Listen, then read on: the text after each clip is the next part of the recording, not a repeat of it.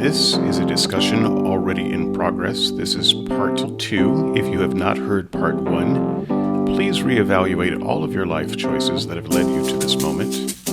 Appreciate the regret that you must now be feeling. Then go back and listen to part 1.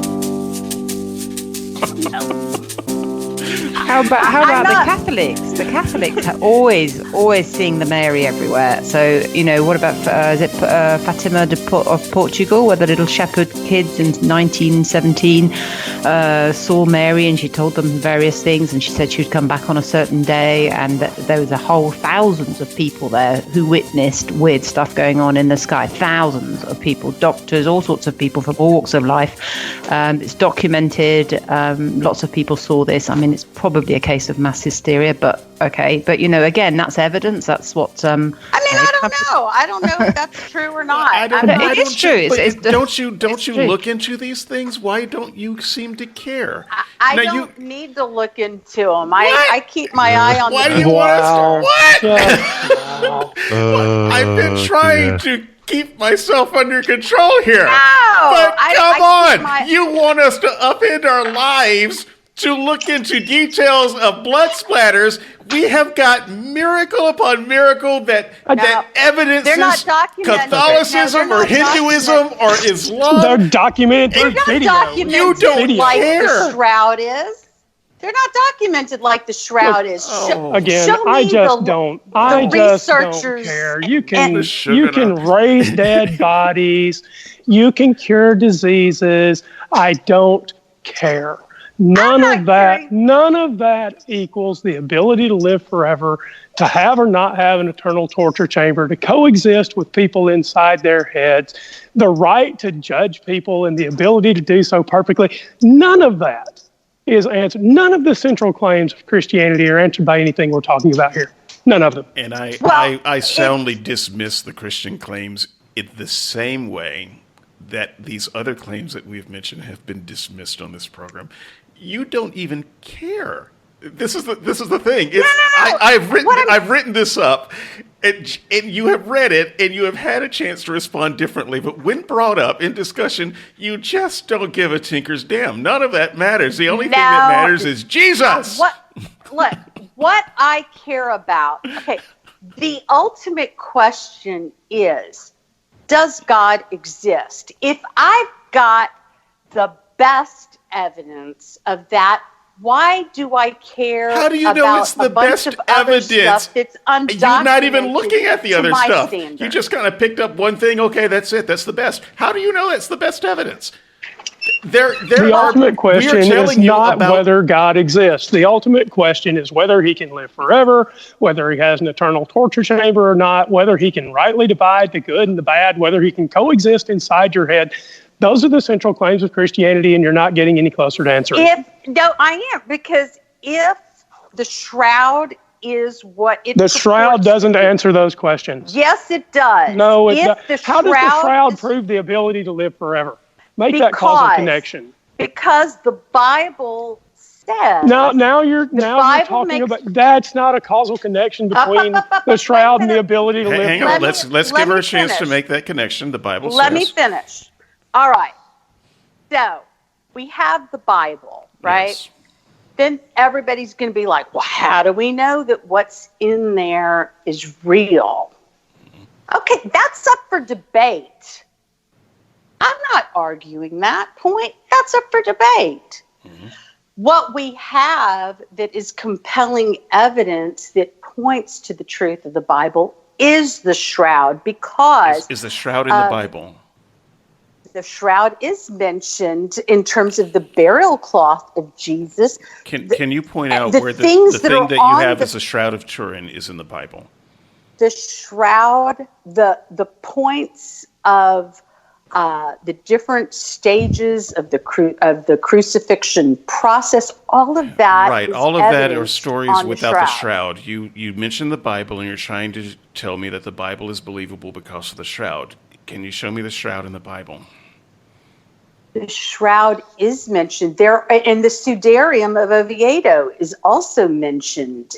They don't call it that, but they talk about how there were cloths in the tomb. Does it? Okay, but so we assume that any tomb where people were buried would have had a cloth. There would have been, thousands of cloths. Yeah, but there are no cloths that look like the Shroud of Turin with an image on it. There's no cloth in the Bible that's talked about with an image on it either. So It doesn't mention that. No, it doesn't mention that there's an image on it. No.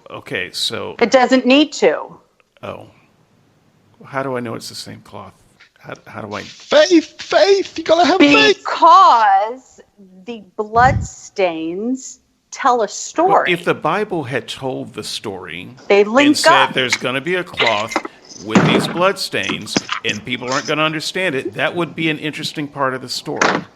No, it wouldn't be. Just want the filet mignon on the tray handed to you. I do. When I go to a restaurant and order filet mignon, I don't want to go back and cook it. Again. No, that's not what I want. That's not what I want. Hold on. You've made a claim on behalf of everybody on this panel. Yeah, well, I for one want the filet mignon myself.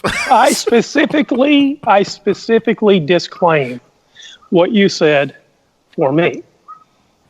I expect you to be able to demonstrate that the shroud is true in the normal way that we demonstrate other claims.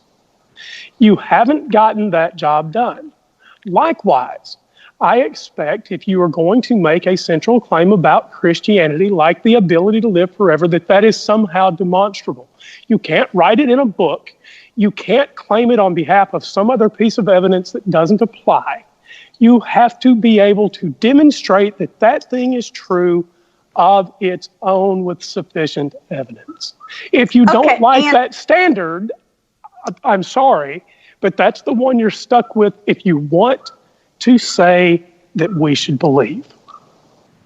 Okay, Andrew, when a murder happens in real life, okay? Well, I would presume we're talking about real life because talking about Spillane probably is not useful. So, yeah. Right. So when a murder happens, the assistant district attorney that's going to be handling the case, they are stuck with the evidence that they have. They don't get to pick and choose what evidence right. He they doesn't have a supernatural one, so he can't manufacture any evidence that he wants. They've got what they've got, and they've got to try to prove their case beyond a reasonable doubt, okay? So just like with the Bible, we don't get to pick and choose what evidence we want, and then it is there. We have the evidence, and we work with that, and we try to decide. And I'm not convinced by your true evidence. Or false. I'm not convinced that there's an ability to live forever. I'm not convinced that there's someone who can rightly divide the good from the bad and torture them or not for eternity. I'm not convinced that there's a God that coexists inside our head. You don't have the evidence for those things. That's why I don't believe.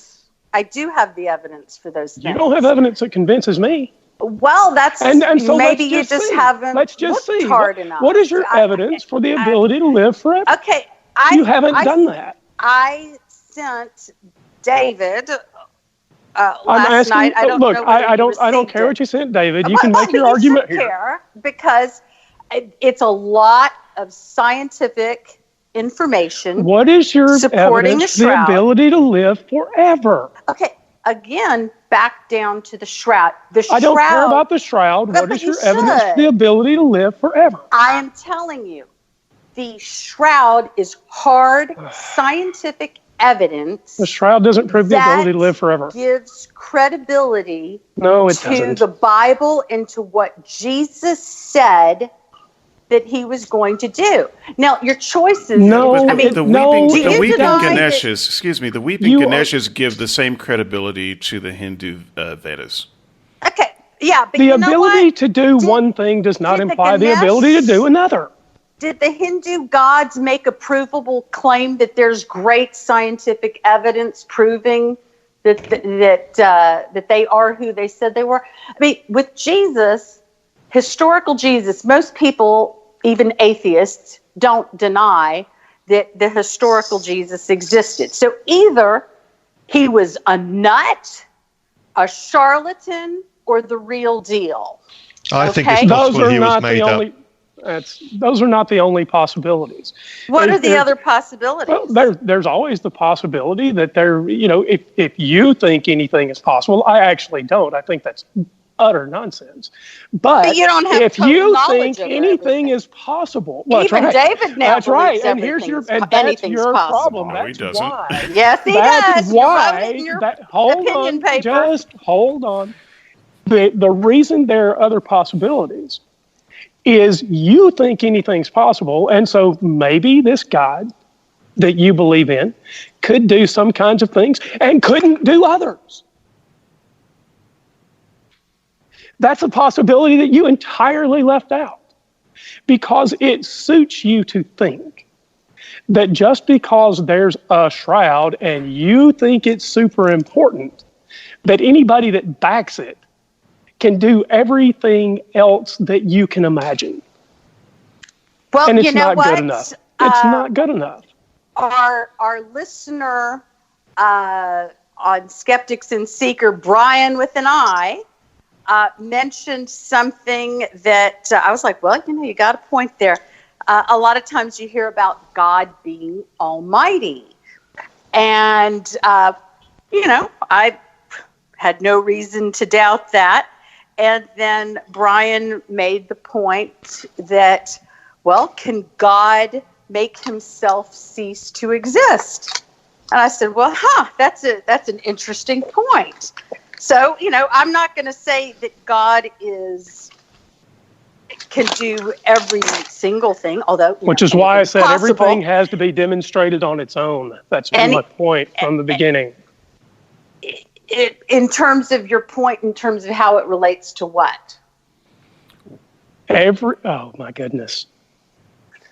Every claim that you are suggesting for God has to be demonstrated on its own. It can't be there's this shroud and therefore the ability to live forever, or the ability to coexist inside your head, or the ability to rightly divide the good from the bad, or the ability to make universes. Just because you have a piece of cloth, you don't get to say that we have to accept every other possible thing that you can imagine. So, well, it doesn't give 100% certainty. So this doesn't give any certainty. This will be the last word on that before we move on to a couple of other topics that I think are important before we wrap. Good breather. Everyone take a drink. I don't hear any drinking, but that's fine. I would like to explore some thoughts about miracles beyond merely whether we agree or disagree on the shroud. So I want to talk about maybe some modern miracles. So Andrew, you read volume 2 of Craig Keener's book on miracles.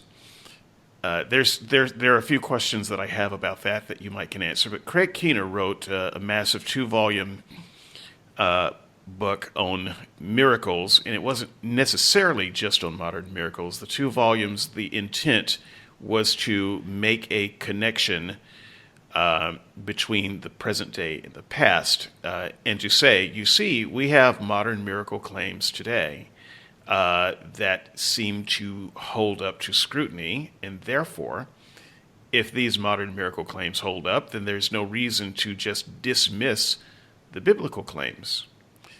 Andrew, having read that, I know that in part 2 there were some very specific miracle claims. What, in your opinion, was the most, I don't want to use the word convincing, but the best documented, has the best chance of being an honest-to-goodness convincing miracle that he mentioned that you can think of? Okay, now that's an interesting question because I don't recognize any miracle in that second volume as a likely miracle. There's a lot of talk about what miracles might be, but what we don't have is a causal connection between any miracle and whatever happened, regrowing of 3 inches of bone, as a for instance, right? And so what we miss every time is the link between God did it and how it was done. So you can talk about all of the miracles in Keener's second volume and simply ask, okay, how was it done? And we don't get any of that. But to be more true to the question, maybe 3 inches of bone would be convincing to some folks, okay. Right? Did Keener we can start there. Did he include documentation in the book, medical records? Let's just start with that question. Well, I know he says he has them. Did he include them? Not that I saw. Now, let me be fair entirely to the listeners. I read Keener's book on audio, and the way I did that was to get his ebook and allow the iPhone to read to me using VoiceOver. Mm-hmm. Right? So that's how I typically read. The phone didn't read anything that sounded like medical records to me, but I wasn't looking at the photos in the book. So if there are snapshots of medical records or that kind of thing in the book, I didn't get those. Okay. Yeah.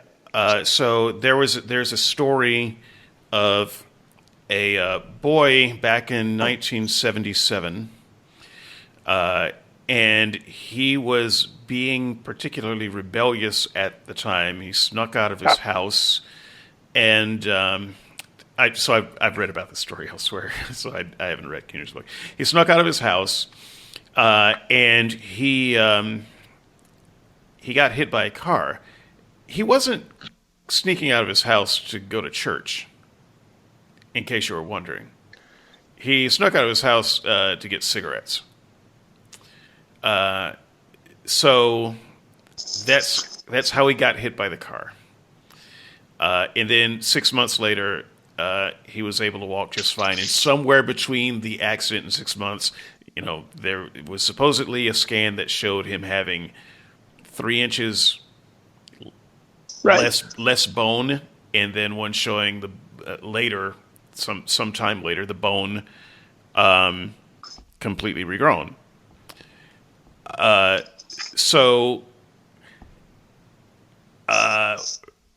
You can find that scan online. Sarah, in fact, did the work, found an article linked to it, posted on SNS. I looked at the scan. I'm no radiologist. I'm just a person who has a little bit of experience looking at leg scans lately, because I've got 5 pins holding my legs together in a few surgeries. So I've had a chance to look at a lot of x-rays and talk to doctors. It didn't look like that to me. Sarah didn't notice the thing that was mentioned in the story. It seemed very questionable. And I thought to myself, wow, this is the best one. Yeah. The funny thing about children's bones, they grow. And also x-rays weren't that great in the 70s, I suspect. Well, and there's one other issue. So children's bones do grow, but I broke my right ankle as a kid in a cast for a long time because I wouldn't be still enough to let the foot heal. But that's what you expect of 9-year-olds, right? It's have a hard time keeping it down. From Southern 9-year-olds. Yeehaw!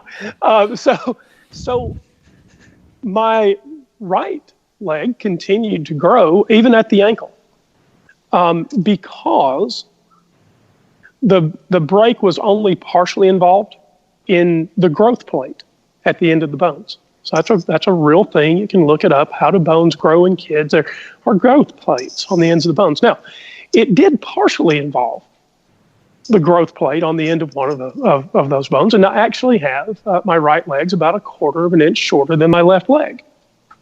Now, maybe this kid Maybe he got 3 inches of bone growth. What would be much more interesting, much more compelling, much more useful in regard to the story is to compare one leg to the other. Well, you mean no one did that?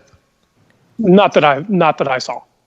Yeah, someone may have done it. I didn't see it in regard to the story. There's a lot that's not mentioned, or a lot of things that don't seem to have been done.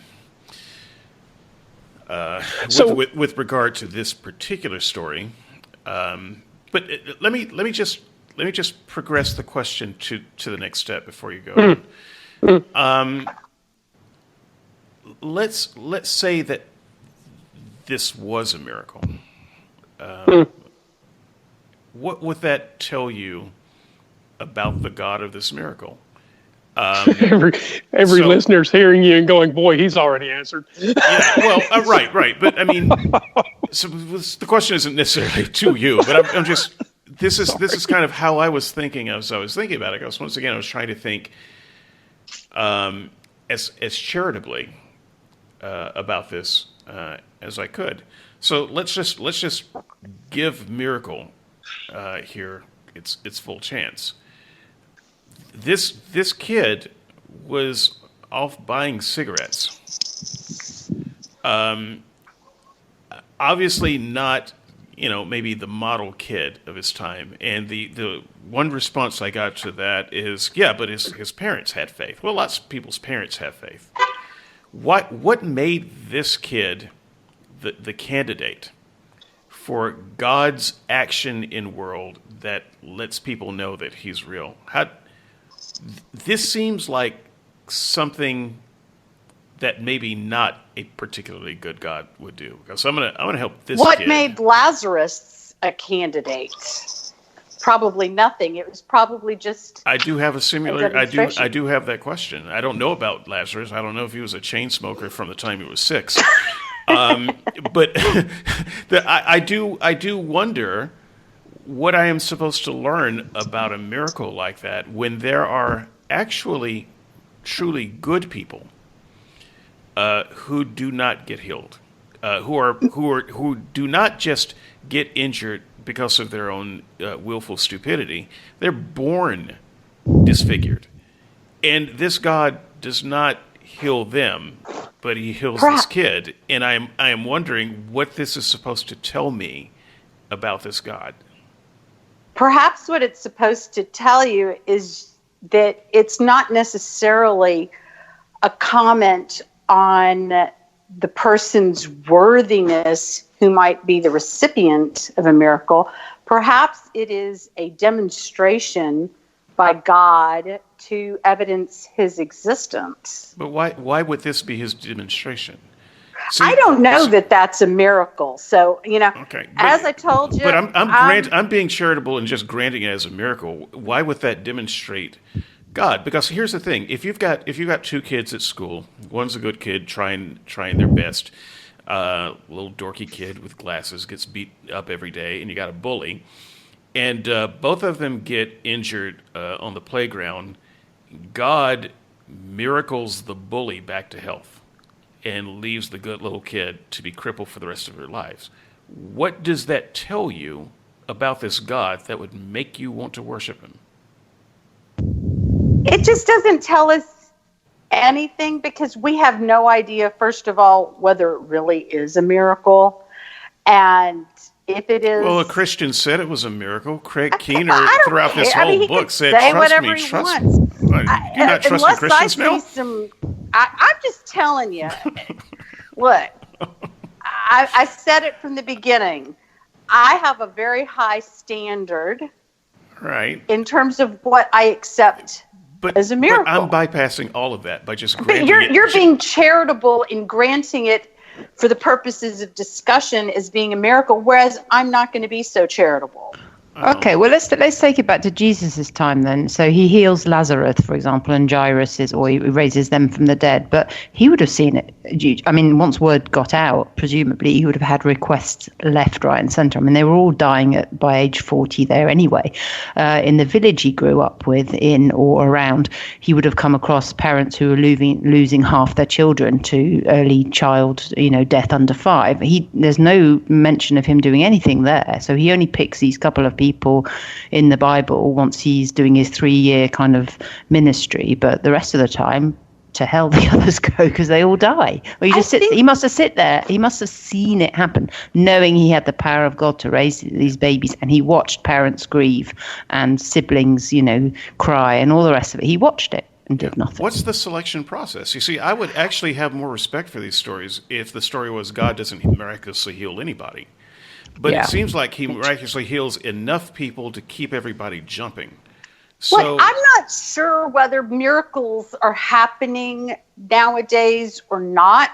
I think that probably Providence does. But in terms of miracles, as to what I think all of us are defining a miracle, Craig Keener says he has proof for these miracles. I don't know what Craig Keener says. I haven't examined the stuff. So until I do an in-depth examination, I'm not buying it. You believe in the miracles of the Bible, though, right? I believe that is what the Bible says, right. And so I have every reason to believe that the Bible is true. You believe that all of the miracles in the Bible were real, yes? Yes. Okay, great. So let's stick to some of those miracles then. That's fine. We have Lazarus on the table. Let me just in the Old Testament there's a story. One second. I also don't know. I'm certainly not a biblical scholar. Don't have to be. You already said you believe, so that's good enough. Now that doesn't make me a scholar. Don't need to be. So yeah, you do. No, you don't. In terms you either of believe they happen or they don't. You said you do. I take you at your word. Well, but wait a minute. If you need to be a scholar to believe, and you're not a scholar, then why do you believe? No, that's not what I'm saying. What I was saying is I don't know how many. For example, with Genesis. Okay. Many people think it's, allegory. You believe that I'm trying to trap you. And it is. But I'm also being genuine. That was funny. Listen. You believe that I'm trying to trap you. At least let me lay the trap before you start trying to wiggle out of it. Okay? Because it may not be the trap you think it is. So you believe the stories of the Bible are true, and you don't believe the stories of Craig Keener are true. So let me just stick with the stories of the Bible. There are 3 resurrections in the Hebrew Scriptures. 3 of them, not one. Most people, I think, don't even know that there are resurrections in the Hebrew Scriptures, otherwise known as the Old Testament. 2 of those resurrections were very similar. They were done by prophets Elijah with a J and Elijah with an SH. And they read almost the same, with the exception of just a couple of details. They were a widow's son. And so these two separate widows had a kid, son, who died, and they asked the prophet to raise their kids. And the prophet did it in very similar ways. Now, we don't know anything much about these kids. We're not even given a name. They're not even important. And we don't really actually know much about the widows either. I'm not sure if they were given names either. We don't know whether they were righteous or not righteous, but they were people who were within the sphere of the line of sight of these prophets for various reasons. And they raised their kids back to life. The other instance in the Old Testament that I'll just throw out because it involved Elisha with an SH, is that after he had died and they had scraped all the meat off his bones and they had thrown his bones in a grave, there was this other band of people and they were going along and they had someone die in their party and they were looking to bury the guy, but there was this raiding party that was coming after them. And so rather than dig a proper grave, they noticed this other grave over there. They dumped the guy in that grave. The grave was Elisha's grave. It was a grave that contained his bones. And the corpse touched one of Elisha's bones, and the man came back to life. This is not a worthy individual. This is just some guy unceremoniously dumped in a tomb. He's back to life. I'm trying to figure out, with all of these stories of God acting in the world, what his selection process is. And, a couple of things. Why he seems to favor some people that aren't necessarily good people as opposed to a bunch of people that we know that are good people. And of the people who pray and ask for a miracle from God, what's a way of narrowing down? What are your chances of getting it or not? What is God's selection process in all this? It seems very haphazard and arbitrary.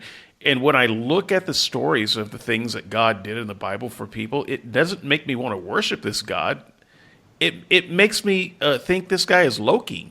He's just a trickster God. Why are you presuming that there's a selection process? Why do you presume that somebody has to be worthy of a miracle and that the purpose of a miracle is for the recipient? If there's no selection process and this God is just doing things arbitrarily, then there's no reason that I should think that even if I spent my life worshiping, that he would reward me. That sounds even worse. That doesn't follow. That does not follow one bit. The point of the miracle could be simply to evidence his existence and evidence the existence of the supernatural. But it has to evidence all of the claims made in the Bible. This is what you're telling us. And so it has to be at least an evidence of a good God, and a God that just raises, the occasional person willy-nilly while ignoring the even better candidate. Doesn't sound like a good God. First of all, why is your speculation better than everybody else's? I'm sorry, I didn't hear what you said. Why is your speculation better than David's? Because I'm not making presumptions. I'm just saying. You mean you know God's mind? I said I'm not making presumptions. I'm saying we don't know. Which implies that you've got information to make your decision, which means you probably know God's mind. No, the fact that I'm not. So you are presuming then? No, the fact that I'm not making a presumption is that I don't know God's mind. Right, and so you don't actually know if any miracles being performed. I don't know if any miracles have been performed since the Shroud of Turin. I have no idea. But Look, you believe the miracles in the Bible, and I'm just trying to get a sense of why miracles should even make sense as some kind of sign. Because they seem to be haphazard. There doesn't seem to be any selection process that makes sense. Once again, I could understand a God story where God does no miracles and says, I made this world the way it is. I could understand a God that does all miracles and answers everyone's prayers. I don't understand every now and then I'm just going to randomly do a miracle and then people should believe. How does that work for you? Okay, the way it works is, for the atheists and the agnostics is, how does it work for the Christian? Never mind the atheists and agnostics. It doesn't matter for the Christians. They're already believers. For the atheists and the agnostics, y'all keep frequently on the boards denying the existence of the supernatural. So a miracle, by our, I think, pretty much agreed upon definition, is a supernatural occurrence. So when it happens, it's a little bit of a wake-up call saying, hey, look, this is evidence of the supernatural. Okay, Perhaps let me you try may want to take a gander. Explain to you why what you're saying doesn't work. There are plenty of atheists that believe in the supernatural. So this is a canard that a lot of Christians use, and it's just not true. Are you talking about the aliens that you referenced? No, there are as many kook atheists as there are Christians, I assure you. And I will happily mock them all. But I was doing a little bit of research the other day, just the number of people, the percentage of people who believe in ghosts, just as an example. These are not Christians. These are just people. People believe in ghosts. They believe in spirits and or energies and nameless powers. Atheists believe in all kinds of things. Just because they don't believe in God doesn't mean they're smart. So I defy that. Furthermore, if you want to say, well, it doesn't matter what kind of miracle it is, an atheist can take those same miracles and stories and say, okay, yeah, these are aliens. They have been watching over us from above, and every now and then they take one of us into their ships, and they do medical research on us and they heal us. Now, do we have any evidence for that? Yes, we've got tons and tons of people who give extremely detailed testimony of alien encounters. So I think the importance is I'm sorry, this is an explanation that works for millions of people. And so if what you're saying is that the miracles of the Bible are just trying to tell atheists that a God exists, he failed. Because we, the kooks among us will look at that and just say, yeah, look at the various non-God powers that are out there. If what you're trying to prove is the God of the Bible, though, and you're trying to connect the miracles that you say he does to him, then those miracles have to speak something of his character. And if you're telling me, well, there's no selection power, he just does it randomly, and he'll heal an evil person just as well as he'll heal a good person, or he'll cure someone's eczema where he'll let someone's cancer take them, I don't know what you're talking about in terms of this God. This does not seem like a good God. It does seem like some kind of powerful being, but you're just telling me that there are capricious aliens, or there's a devil, or there are some jinns. You haven't connected this to any kind of God that I would want to worship.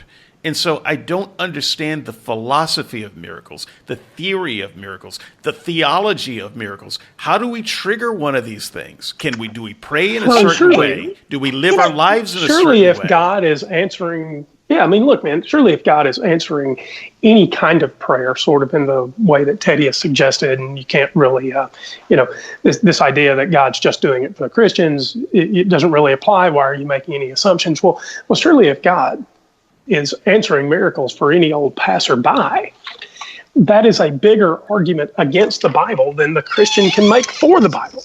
Because if I can activate God's healing power, and I don't need Christianity, I'm not sure I need the Christian story. Seems like God will give me whatever his promises are, just for me being me. Yeah, but the Christian can't even tell me how to activate the healing power.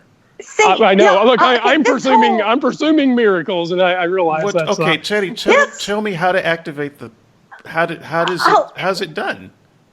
Hold on. There's a bigger issue in all of this. Okay. And that is, for example, you say, well, that's not a God that I would want to worship. And y'all, seem to kind of have that whole vibe. It's all about casting judgments on God. And that goes back to what I've always said. I think that a lot of former Christians turned atheists have had such a bad experience with Christianity as they were growing up. You're defending naive realism. That's not you're true. You're defending naive realism. Tell me this. Do you think God is good? Yes. Okay, I do. so how did you make that judgment? Because it sounds like you're casting a judgment on God. Well, because the Bible tells us what his intentions are for us. Okay, but you're assuming that everything that God does is good, and that's kind of an assumption on your part. You have judged God to be good. I have looked at the behavior of this God that you're talking about. I'm accepting what has been told. Well, you can say you're accepting, but that's you're passing a judgment that information is correct and he is good. You're not doing it with Tina's work, if you're accepting what's been told to you, you're only accepting a small subset of what's been told to you, because it's not as if you saying, well, I'm just accepting what's told to me, is a defense for accepting Christianity and not accepting Hinduism or Islam or the position that a skeptic would take. So that doesn't work particularly well. I'm just accepting what was told to me. Well, in terms of what the Bible says, and that the shroud evidences the Bible, gives it support.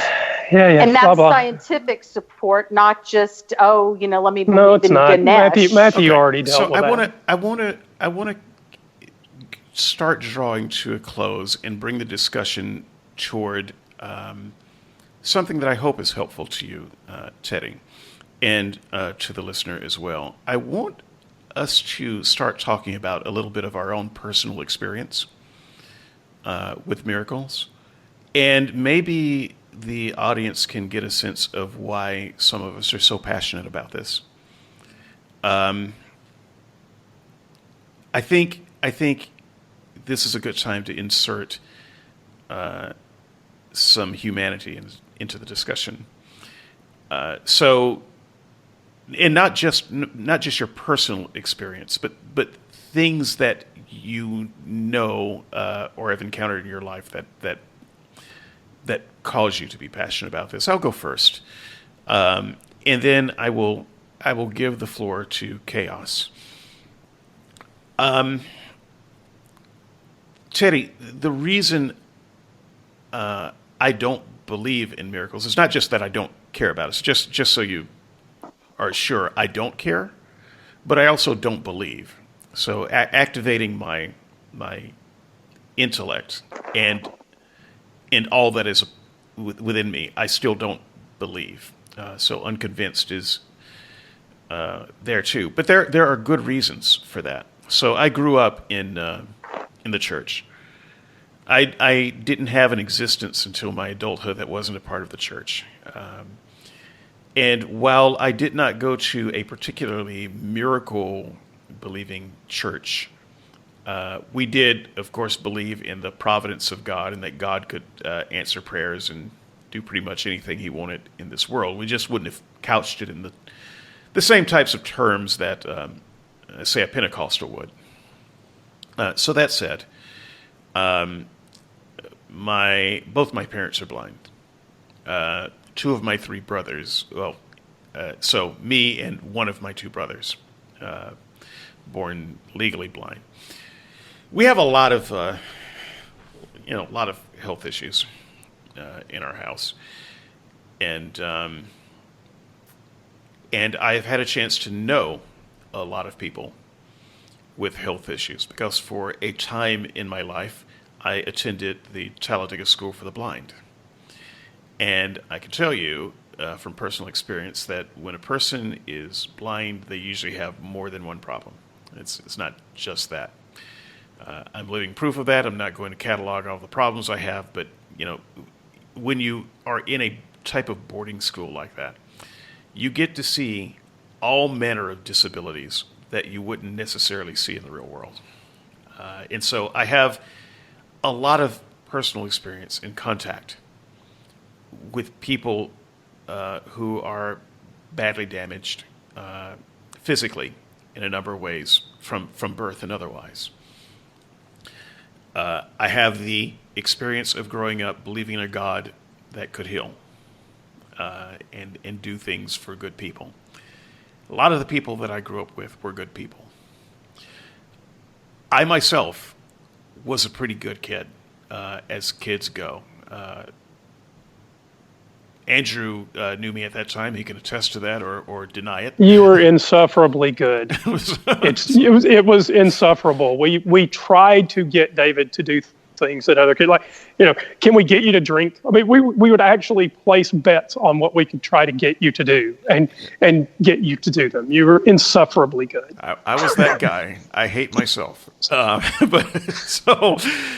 Yes. So I have been healed at least twice by well-meaning people. Needless to say, I'm not healed. Hello? Yes. My battery went out. I'm back. That's okay. You're good. I'm sorry you missed all of that, but the audience heard it.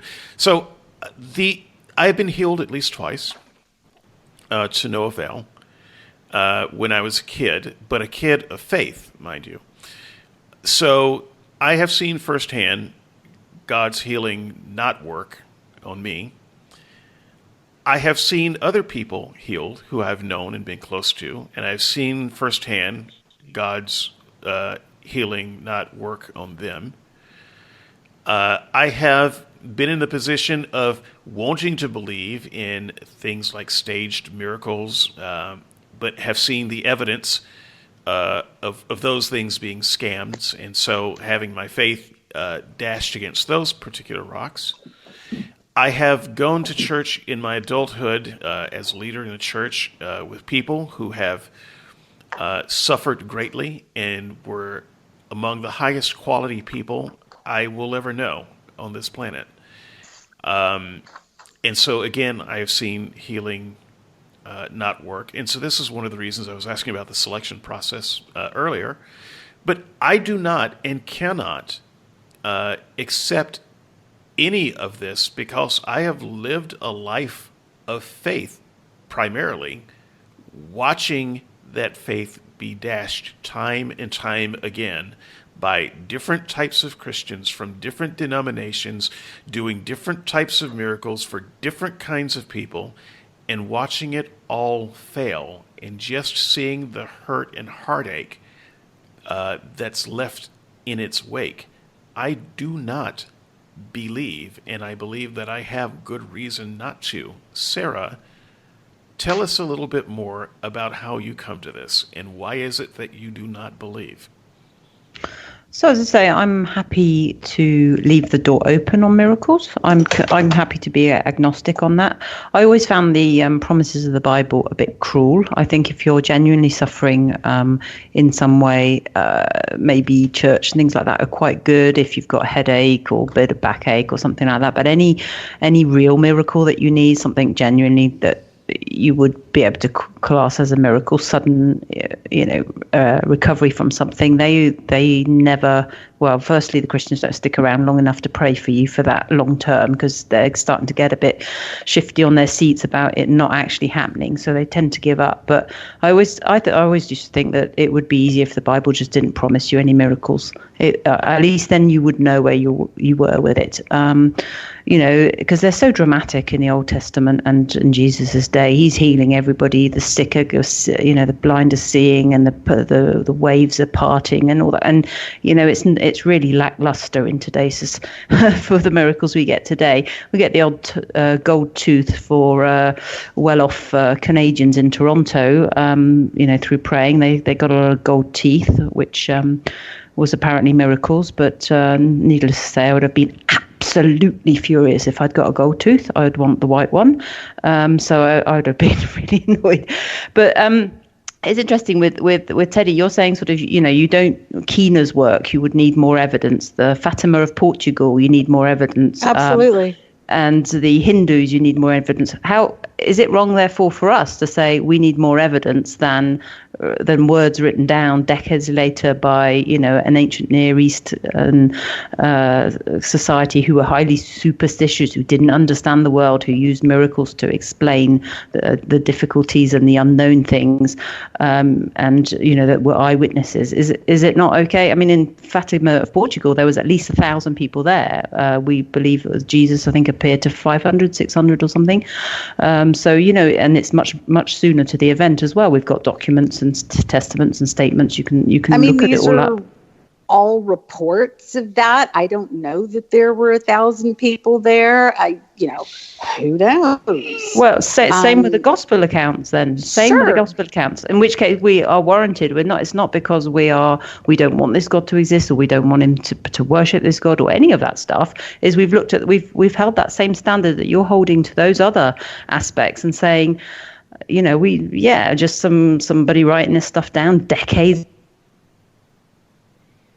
All right. So Teddi has used her miracle power to zap you there for a moment. Sarah, say that sentence again. Which bit? We're just holding you to the same. We're holding you to the same. We're holding it to the same standard as you are for every other miracle we've given examples of. That.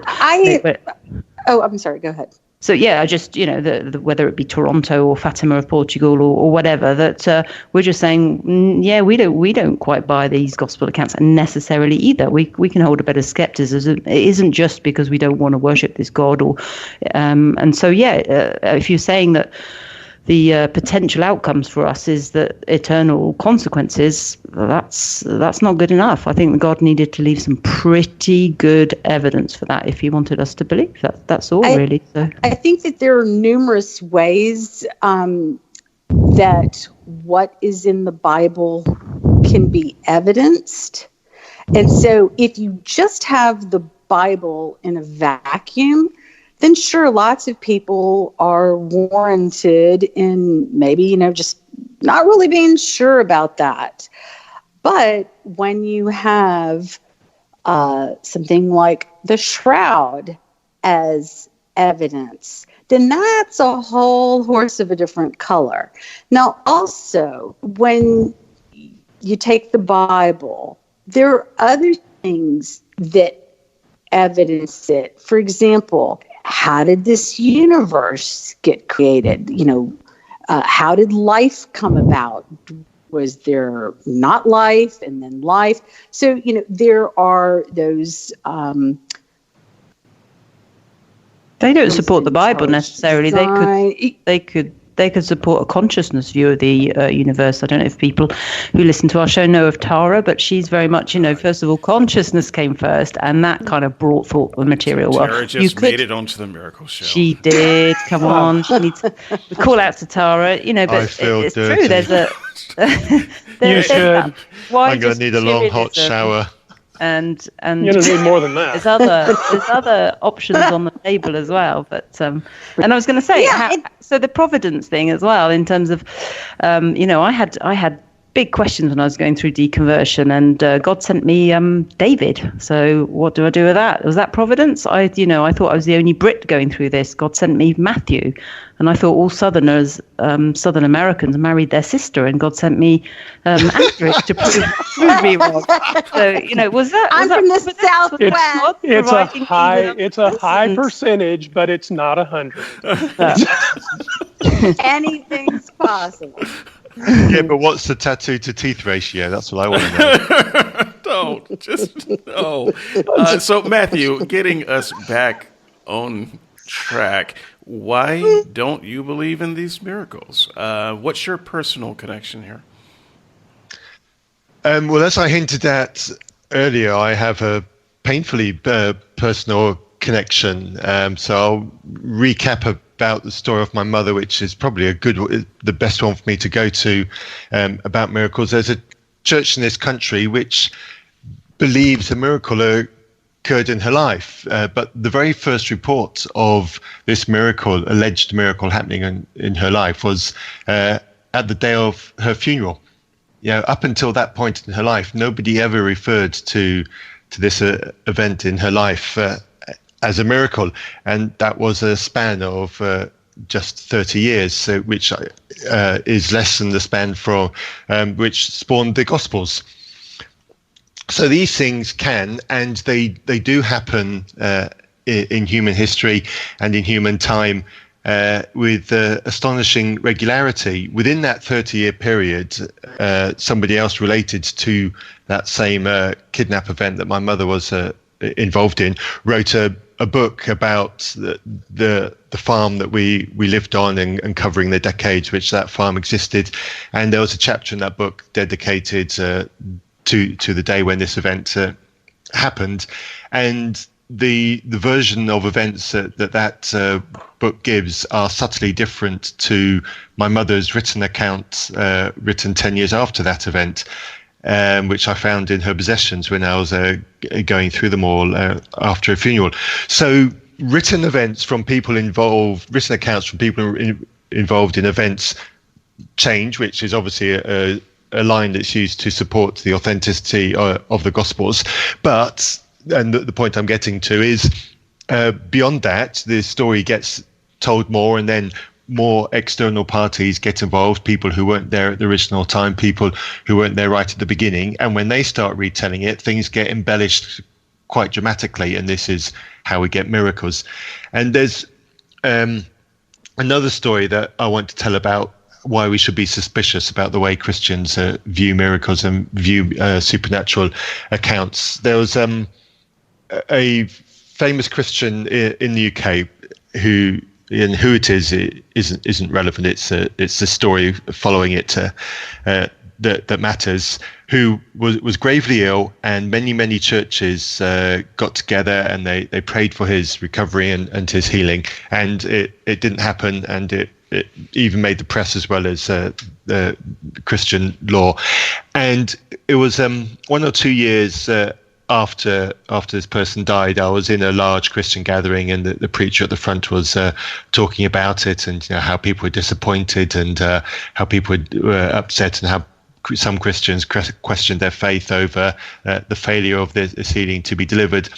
And this person in front of everybody said, but what I really believe happened was that the reason why he wasn't healed was because the devil got to him first. And then that was met with cheers and applause. And this is a twisted way which people of faith talk about these things. If it happens, hallelujah, it's a miracle. It doesn't matter if the story got twisted. Some people of faith, not all.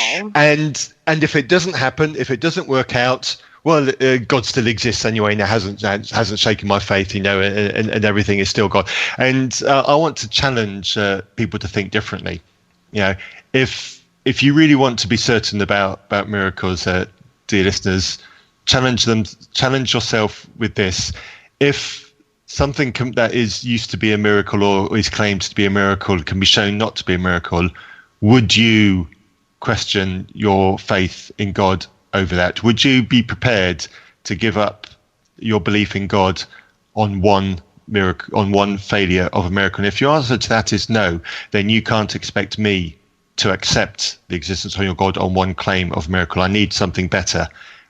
And like I said right at the very beginning, we need to be certain that it can't be explained naturally. A what if, a maybe, a possibly isn't good enough. Andrew, did you want to add to this? You've spoken on this previously, but not in this particular round. Yeah, but maybe slightly differently than what's been done so far.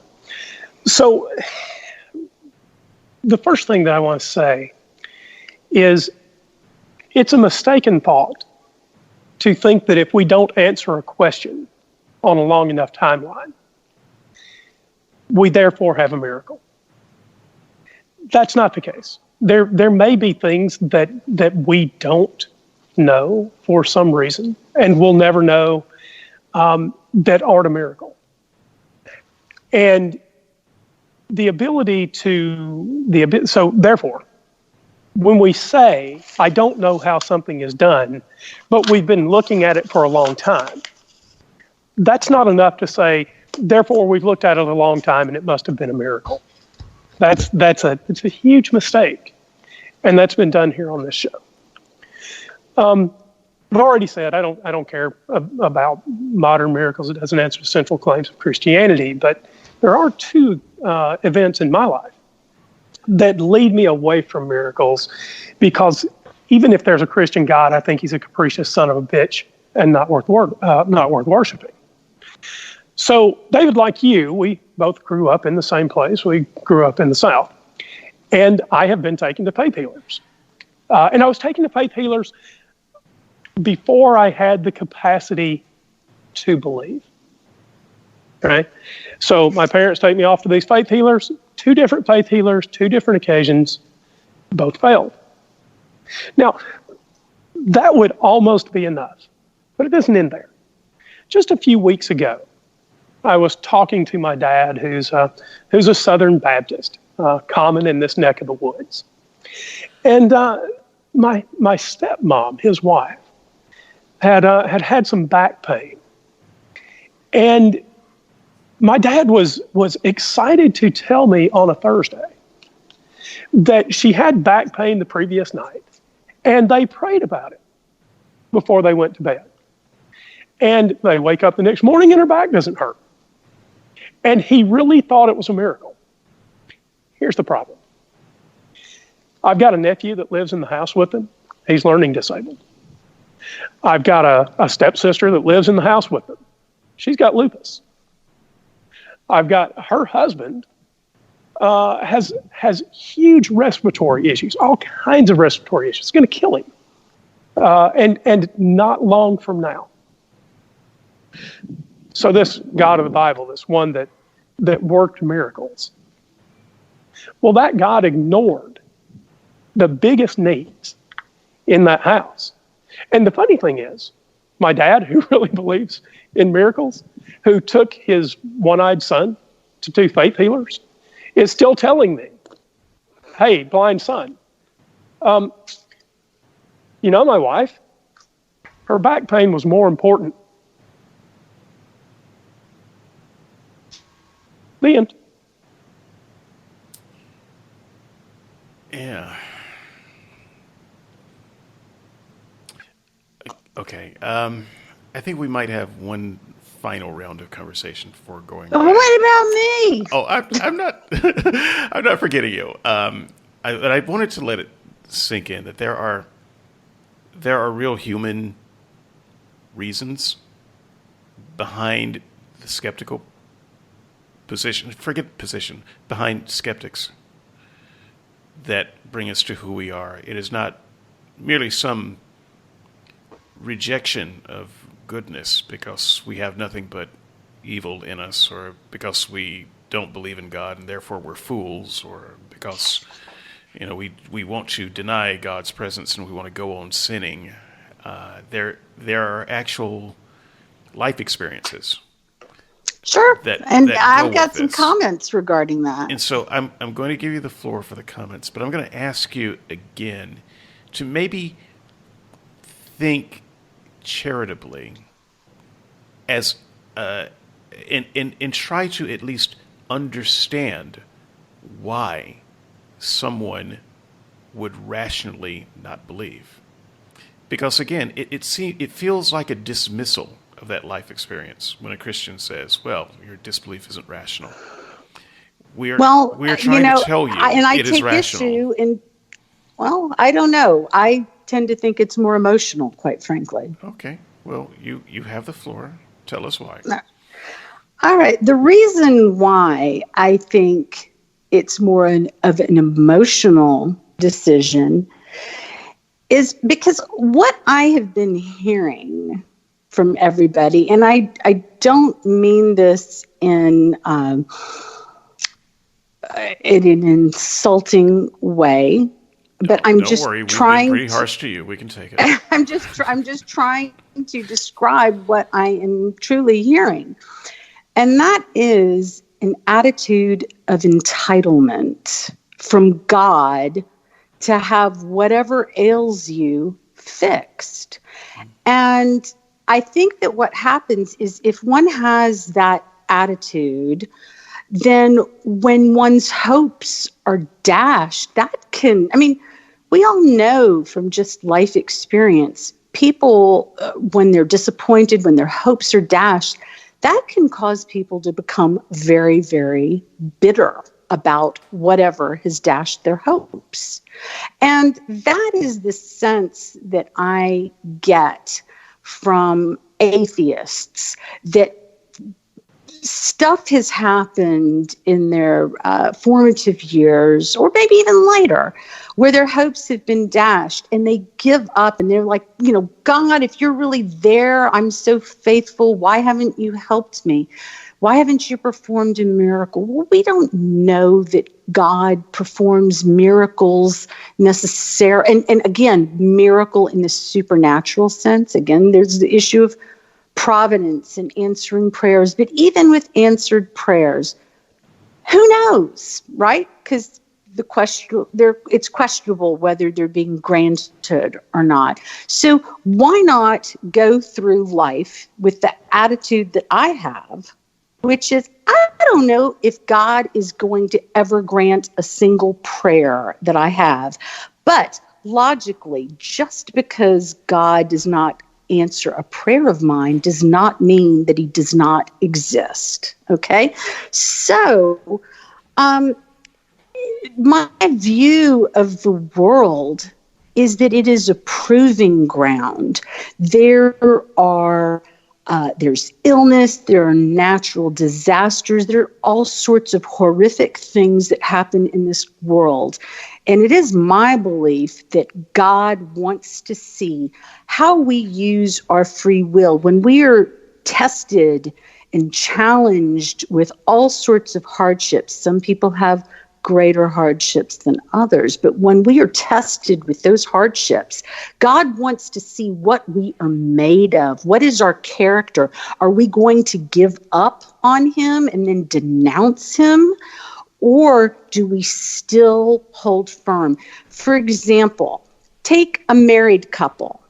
When they get married, unless it's some arranged marriage, they love each other. During the course of a marriage, there are all sorts of trials and tribulations. Now, who are the people that get divorced? And who are the people that still stick to it through thick and thin? And they don't then decide, I don't love you anymore, and then leave. Sometimes at the first sign of trouble, sometimes there's a long stretch of trouble. But the true test of love is that it can withstand those rough waters, and sometimes very, very rough. But God, I believe, wants to see how we handle those challenges. And he's not an evil God for putting us through all of these different challenges in this whole obstacle course that we call life. The true reward, if God does exist, is in the afterlife, and that's eternal. So this is just our time on earth is but a piece of sand on a beach. So big deal. We deal with this, we suck it up, do the best we can. Don't have an attitude of entitlement that every time we want something, God gives it to us. Because again, that would make us God if God was nothing more than our genie and we just rub our lamp by praying to him. So, that's fine as long as if he didn't promise it. That's the problem. I'm happy with a God that doesn't intervene, almost a deist God. That's fine, but then don't keep telling us in the Bible he's going to be our comfort, our joy, our peace. He will, come alongside us, not test us more than we can bear. All those that don't and give us hope, false hope, really, with miracles of healing of health issues and things like that. Because that's just cruel. Just take it off the table. Say this is a testing ground. Take his book back. I mean, he wrote 800 say that he's going to give everybody their. But you're saying that we're entitled. We didn't come up with this. No, exactly. We didn't come up with this. I was taken to a healer before I could come up with this. We didn't. I've been listening to sermons. And this is a show about miracles. Right, and I've been listening to sermons about this all of my life. And, when I do walk away and ignore it, some Christian always comes around and says, hey, what about this? Here's a miracle. See. And so it's not my entitlement that's saying, I'm saying, well, okay, if that's the case, then why not this? I don't think it's my entitlement. So why are you believing those miracles? In this show, I have given at every turn specific reasons not having to do with miracles for why I disbelieve. So you can't take those words and say, oh, yeah, that's not really important. What you're doing is making some emotional decision. No, that's not the case. It was from disappointments, right? No, that's what I just said to you. And you don't seem to be able to accept that I'm telling you no. You see, Teddy, what you may not realize is that I was a Christian. The thing that didn't matter to me was not getting a miracle. You see, I was a Christian, and I didn't get the miracle. And if you think that not getting the miracle is the reason I'm an atheist, then you have to account for why I was ever a Christian. I didn't get the miracle, and I didn't need it as a Christian. I've told you from the beginning on this show, you can go back and listen to it when it's published. I've told you that I do not believe that the evidence stacks up to the claim. I'll give you the reasons again. I don't care whether you believe in a God if you can't prove the central claims of Christianity. What are some of those claims? That there's a God that has the capacity to live forever, that he has the ability to maintain an eternal torture chamber, and that he does or doesn't send people there, that he has the capacity to dwell with us, whatever that means. And I could go on and on and on. Those are claims that haven't. No, it. I've already told you, no, it doesn't. So before we go around again, Matthew, are you just emotionally upset at God for not getting your miracle? How do you respond to?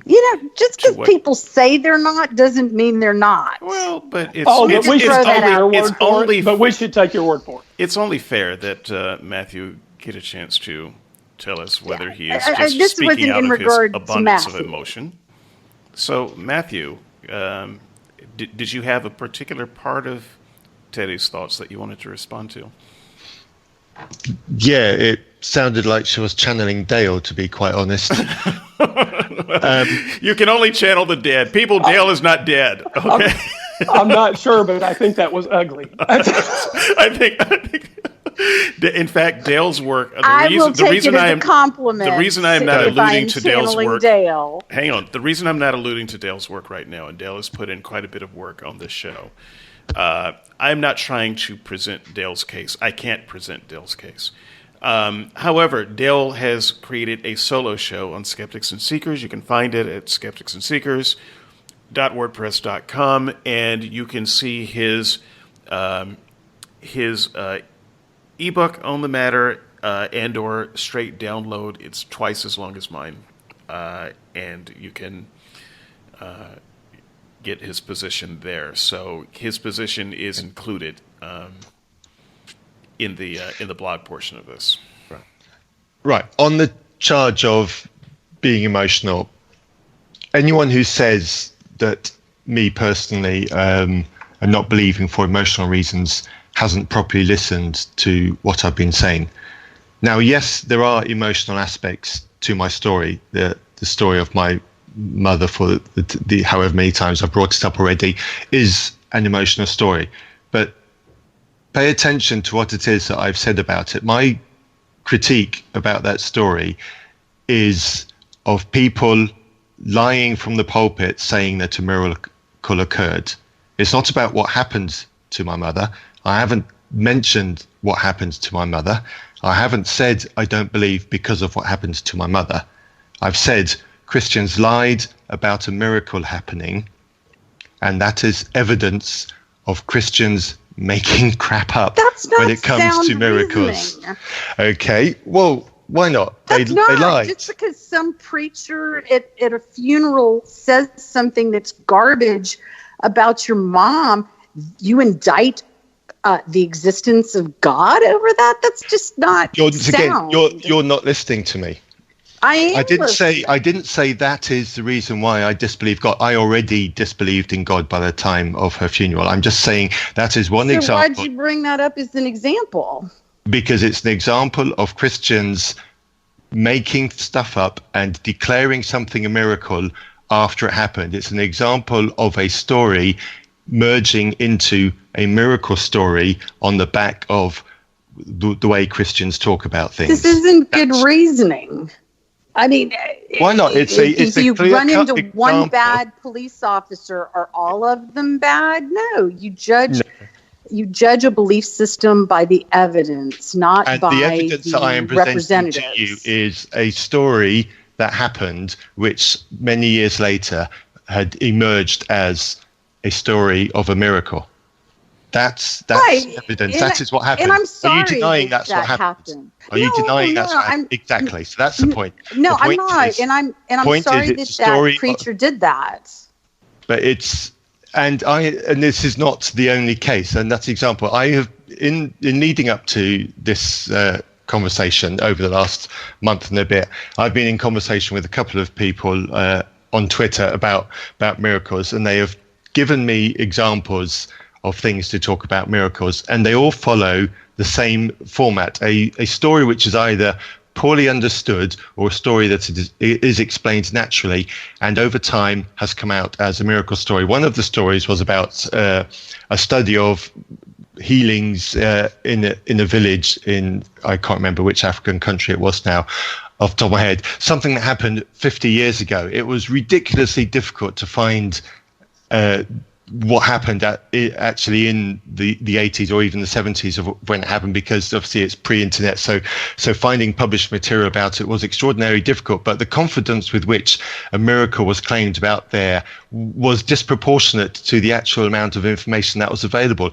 This is a common theme. I would agree with you, Matthew. There are so many stories like that, and so this is why certainly with specific regards to miracles, my objection to miracles is not emotional. It is because there is a consistent narrative of events which are natural over time being retold in a different way and emerging out the other side within a single span of a lifetime as a miracle.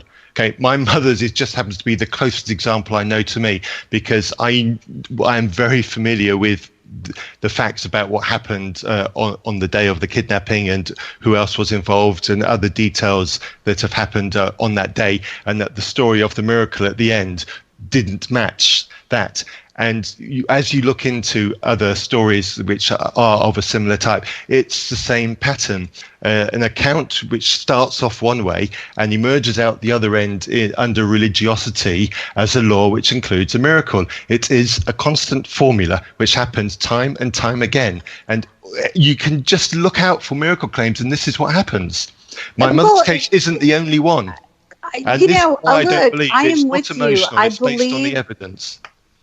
I do not dispute that there are many false claims of miracles. What you're disputing is that we come to it with emotion rather than evidence. Matthew is presenting. When I was talking about emotion, I was talking about the rejection of God, not the miracle stuff. That because, of disappointed, dashed hopes, that creates a bitterness, which then creates the emotional reason for rejecting God. That's unfair, though. You're framing a broken promise. Just because something's unfair doesn't mean wait a it's minute. not You're framing broken promises with dashed hopes. Now, I would think that in any endeavor in life, if say a product, because I buy a lot of products. There are promises on the label. There are things that you expect when you put your money down. And you get the product, and if the product does not produce that, then you have reason to believe that there is something wrong with the product. You can at least demand a refund. You might try another item from that same company, see if that works. You might try another similar item from another company. But at some point, you are completely justified in just turning your back on that product and doing something else. That's not and you're entirely ignoring you're ignoring the self-reports of everybody here, and frankly, that's a Christian dog whistle. Well, hold on. We have told you specifically that we are not doing what you are claiming we're doing. And yet you insist. A psychiatrist has tons of people that don't always acknowledge or realize. No, I don't, but I understand Are you what psychoanalyzing happens. Do you have some basis for your claim that we're all lying to the audience? And somehow what you're saying is what they should trust on our behalf over what we self-report. I'm at a loss as to what you're saying about us then, because I feel like you want to say that our rejection of these miracle claims and such are not rational. They're not based on anything. And I ask you specifically to listen to our stories charitably, just to see if you could. Okay, so would you like to change what you said to say that yes, you understand at the very least that our rejection is rational? I agree with the rejection of a lot of the modern day miracle claims. I've mentioned from the outset, I will probably be in lockstep with y'all in rejecting them because I demand a high amount and high quality evidence of that from very credible individuals. But I think you misunderstand the emotion part of it too, though. Because I will reveal something that is at least true today. It's not always been true for me, and it may not be true next week. But I vacillate between this back and forth, and I'd be curious to know about the other panelists' emotional state on this as well. But I would actually love to be wrong about magic. Now, let me just say, a world with magic scares me because it's chaotic, it's unbounded. If someone can make gravity work today for themselves and then make it not work for me tomorrow when they're mad at me, that's a scary kind of world for me. So whereas I want to see, I'd like to think that there's some greater thing. It would need to have some limits, I think. But the part of me that simply adores superhero movies, which is a part of me that controls the budget, would love the idea of superpowers of some kind. I would love to be wrong. I would love, and by the way, I don't care if it's your God or the devil. Honestly, if you give me the big book of Wicca with spells that actually work, I would use them. I'm not. So don't really, give him the book. I'm really not all that picky about the source. So that said, if you want to know where I stand emotionally, I would love to be wrong. I would love to encounter some kind of miracle that I can use, some kind of power that I can use to change Don't my worry brother's, about the future miracle. change Look my at the brother's miracle that we have in I'm Turin. talking, I would love to have that power to change my brother's life, or to do any number of things that are too personal to talk about on a podcast. I fantasize about ways I'll be that nicer that to power could come. Actually, Andrew, you were not on the list of people that I was going to use my power on for the good. I'll be nicer, I promise. I'll be nicer. You were on the list, but it was a different list. Anyway, never mind that. That's personal. I didn't want to go into personal. So what I'm trying to say is that if I have any emotional component to this, it would be to want something like this to be true. I would love to read Physics World Tomorrow and find out that all of the laws have been overturned by one person who can do real magic. That would be amazing to me, and I would devote the rest of my life trying to figure out how to get it. I guarantee. Come to Saya Baba. Come to Saya Baba. He's dead, unfortunately. You want me to psychoanalyze you, David? No, I'm just trying to say that your notion, your very idea of what you think my emotional state is that makes me, disappointed in God or upset with God or I didn't get what I wanted and therefore, hey, I am sitting here begging for your God or your devil. I'll go either way, whoever gets to me first, to prove me wrong. You know what? I think that if you had evidence that was 1/100th of what exists for the Judeo-Christian God from some other source other than God with a capital G, that you would hop right on it. If it was some alien, life force from Mars. No, you're not listening to me. I would take your God too. If he wants to jump in, well, okay, then you're just calling me a liar. I will happily take your God if he wants to come to me. and knock me on my ass while I'm on the road to Damascus. There are lots of roads to Damascus in this world. I'm waiting for it. I used to pray for it. Are you kidding me? I would. Why wouldn't we want one? I want that. Why don't we want to analyze? I'd like to jump in on this one. Okay, let's just take it as read that God exists. Let's get over that one for starters. So, assuming God exists, does God want... Hello, Beth? I can't hear anything. Okay, sorry. Hello? Yeah, I'm here. Can you hear me? Oh, there we go. Okay. Yeah. Okay, right. Okay. So, does God want me to worship him? Yes. Does God know what it would take for me to do that and want to do that? I don't think God is catering to the individual preferences that we all have in terms That's not the question I asked. Does God know what it would take for me to want to worship him? I believe so, because I believe he knows everything. So, yes. No more questions, Your Honor. Well, so I would just like to make a But he follow-up doesn't statement. need to beg. He does beg. He begged Paul. He knocked Paul on his ass when Paul was on his way to do something else. And so God knew exactly what it would take to get Paul to believe. You know what didn't get Paul believing? Empty tombs. Stories of empty tombs didn't get Paul believing. Hold on.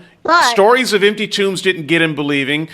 Shrouds didn't get him believing. People being willing to die for a cause didn't get him believing. You know what got him believing? He was on his horse and he was on his way to kill some Christians and God knocked him on his ass. That's what got him believing. So honestly, God give me the sign of Paul. To do certain things. Doesn't he want anything from me?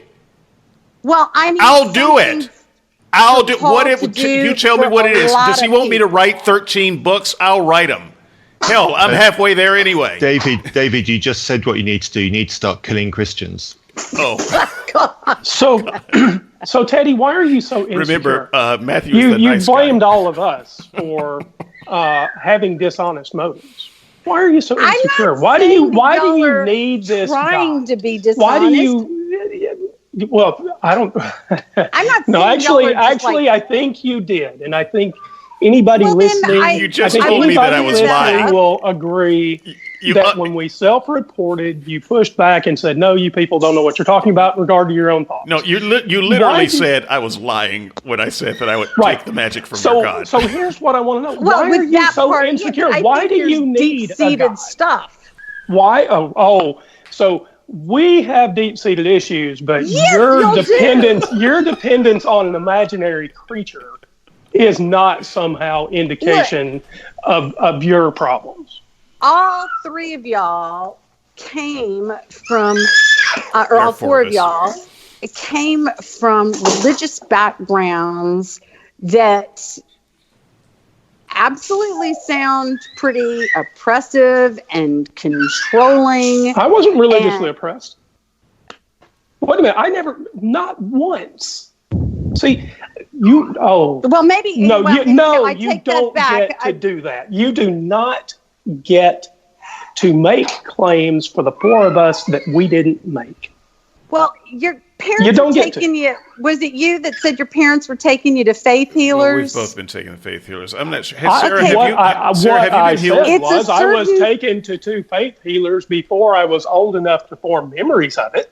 By the way, how is that you oppressive? were told that, weren't you? Because you somehow know. Why is that religious oppression? There are plenty of people who were told they were oppression, but usually the types of churches that do the whole faith Wait a minute! Don't do that! Don't start. Oh, you're the wrong sort of Christian, Andrew. You're the wrong sort of Christian. And think that you get to apply that to me. You have no idea, zero idea, what my story is. And I don't give a tinker's damn what you think the usual story is. Well, you're on dangerous ground. Sorry, this is how Southerners do it, folks. If you're wondering, it's dangerous ground when you start suggesting that people don't believe because they subscribed to the wrong sort of Christianity. It's a dangerous catacomb to go down into. And I would just add, and just a reminder for the people, I didn't just pal around in one kind of Christianity. I was a leader in 3 different denominations and participated in many others because I wanted the broadest possible experience. I was looking for what felt like the truest thing, and I did want to. But what did you grow up in to form your beliefs? Well, my grandmother was a Methodist. My dad is a Baptist. My mom is a Pentecostal, and I was Church of Christ. So what did I grow up in, Teddy? You're the one with the magic 8 ball. Why don't you tell us through your God what we grew up in? And I grew up with 2 of the most loving parents that anyone could have. They are still alive today. They've been married for probably 60 years at some point. Yep. I have been one of the most fortunate people I know when it comes to growing up. Your parents are good people. I love them too. What I'm saying is that most former Christians turned atheists don't come out of, for example, the don't Greek care Orthodox what most former Church. Christians do. You've got the reports of the people here. We're not talking about most Christians. All of y'all come from the more extreme. I just told you my grandmother was a Methodist. They are not typically considered extreme. Okay, but you also talk about the Pentecostal and was it Southern let's Baptist? just say Greek Orthodox. And are you saying that had we grown up Greek Orthodox, we would have been the right kind of Christian? Because if you are, you're then defending naive rationalism. If y'all had grown up in a more mainstream... Has there ever been a Greek Orthodox that became an atheist? I don't know. I've not heard of one. That doesn't mean they don't exist. How many Greek Orthodox are there? I mean, is this a large group? The biggest group of Christians are Catholics, and I think the second biggest is Protestants. Well, I mean, you do know that's Southern Baptist. Southern Baptist. Of course, the Greek Orthodox and the Catholics were once one, and then we split off. But they're not. Well, so we do know that there are Catholics who have become atheists, even if the Catholic Church chooses not to acknowledge it. So what is it that the Greek Orthodox Teddy, have you're that defending makes naive realism, and you just don't know it. All I know is that when the Greeks have an expression, and it's pan metron ariston, which means all things in moderation. You see, you do speak and in tongues. Sometimes when people go to extremes. Well, isn't God one end of the extreme and atheism the other end of the extreme? So aren't you actually saying that the most rational thing in regard to extremes is to be agnostic? Well, no, there's a thing called truth. And I'm aware of it. You're using truth in the capital T sense when there's no such thing as a capital T truth. And falsity. I'm not saying that we should reject truth. So, you have to haven't demonstrated what's true. Well, I'm curious about the Greek Orthodox Church now. I just want to look that up. How big of a percentage of the Christian church is Greek Orthodox? Because I have no idea. Because it sounds like most in the world, most Christians, unfortunately, are just the wrong kind of Christian. And did you guys practice the gifts of the Spirit, for example, in the Greek Orthodox? Do you have the Holy Spirit born again type experience? I don't think so. I mean, we believe in the Trinity, but in terms of... But that you get indwelt by the Holy Spirit and you can prophesy and you can express gifts and speaking in tongues. And... Yeah, I've never heard of that. Oh, you weren't the right type of Christian then. That was the only problem. You're devoid you of weren't the Spirit. Indwelled. You were not indwelled by the Holy Spirit. It doesn't count. As far as we were concerned, you were dead type Christians. I mean, that's Well, exactly. But my point is that... How many people coming from a church that is like what you grew up in wind up just repulsed by the whole idea of religion? I don't know how many Greek Orthodox end up that It's way. entirely irrelevant. It doesn't matter. It is relevant. No, it's not, because it doesn't indicate that one is true and the other is false. No, that's not what I'm trying to point out. What I'm trying to point out is that I believe that all of y'all, see, I told you that word would come out, all of y'all. You speak as if this was the first time. I just told you that you were calling all of us liars. So go ahead and tell us what we all believe. I strongly suspect So our self-reports mean nothing. Now, listen. If y'all had grown up in a church like mine, I don't think that y'all would have left. That's naive realism. No. What have we been oppressed with? What's so terrible? There's a level of arrogance in that statement that bothers me. No, I mean, maybe the truth can be arrogant. The truth is strong. So yeah, I'd rather there's truth was arrogance in gentle and loving, personally. I'm okay with the arrogant takeaway. truth. Well, maybe you can demonstrate it by just having God rewind time and put us all in the Greek Orthodox Church, and we can be done. God's not our servant. Well, and if there's people who used to be Greek Orthodox who are now atheists, does that invalidate Greek Orthodox? Frankly, if your God can't be bothered to... But your point is if we were in a better kind of church, then we would have a different and better perspective. It's not... Your point is to sneer at us so that you can make our experiences invalid. I'm telling you right now, the church of my youth didn't even believe in miracles the way we're talking about them today. You couldn't get more relaxed than us. You would go to sleep from the time of the morning announcements, and you wouldn't wake up until it was time for the picnic. Well, wait a minute, we were about as boring as you got. Who among us in this group is believing in miracles of today? Apparently, none of us. I did. I did. Well, I believe in one less than you do, Teddy, because I think the shroud's nonsense. What we believed about miracles is that God I'll be happy could to have that do conversation. Them. We didn't believe necessarily that He did do them, but we didn't rule it out. So I mean, look, I don't rule it out either. But I mean, I need pretty good, actually excellent evidence for me. So did we for the Gospels, and they're not great evidence. And there's nothing else in the first century that supports even Jesus existed. So we're just putting that same standard, and yet for some reason that's not. Well, actually, I read something about it, and I don't remember the details. There's nothing in the first century. No, I believe I read that there was. I don't remember the details of it. It's okay. Where the whole argument that it took centuries before there was anything to evidence the Bible that's not accurate. I'll go with with the 60s or 70s for Mark's Gospel. That doesn't mention any resurrection, incidentally. The first Gospel mentions nothing about the resurrection. And unfortunately, I don't have that right on me, but well, that's the difference. We've all done that research, and we've seen how poor it is, and how many divisions there are between the Christians that they don't even agree, that they throw each other under the bus. Suddenly the Pentecostals are a load of rubbish, and it's all their fault for no longer believing. I mean, it's like Church of England in the UK is pretty standard, pretty moderate, pretty down the road, and most of us went also, and I had a lot of influence from that. We can't help it in England, but to be influenced from that.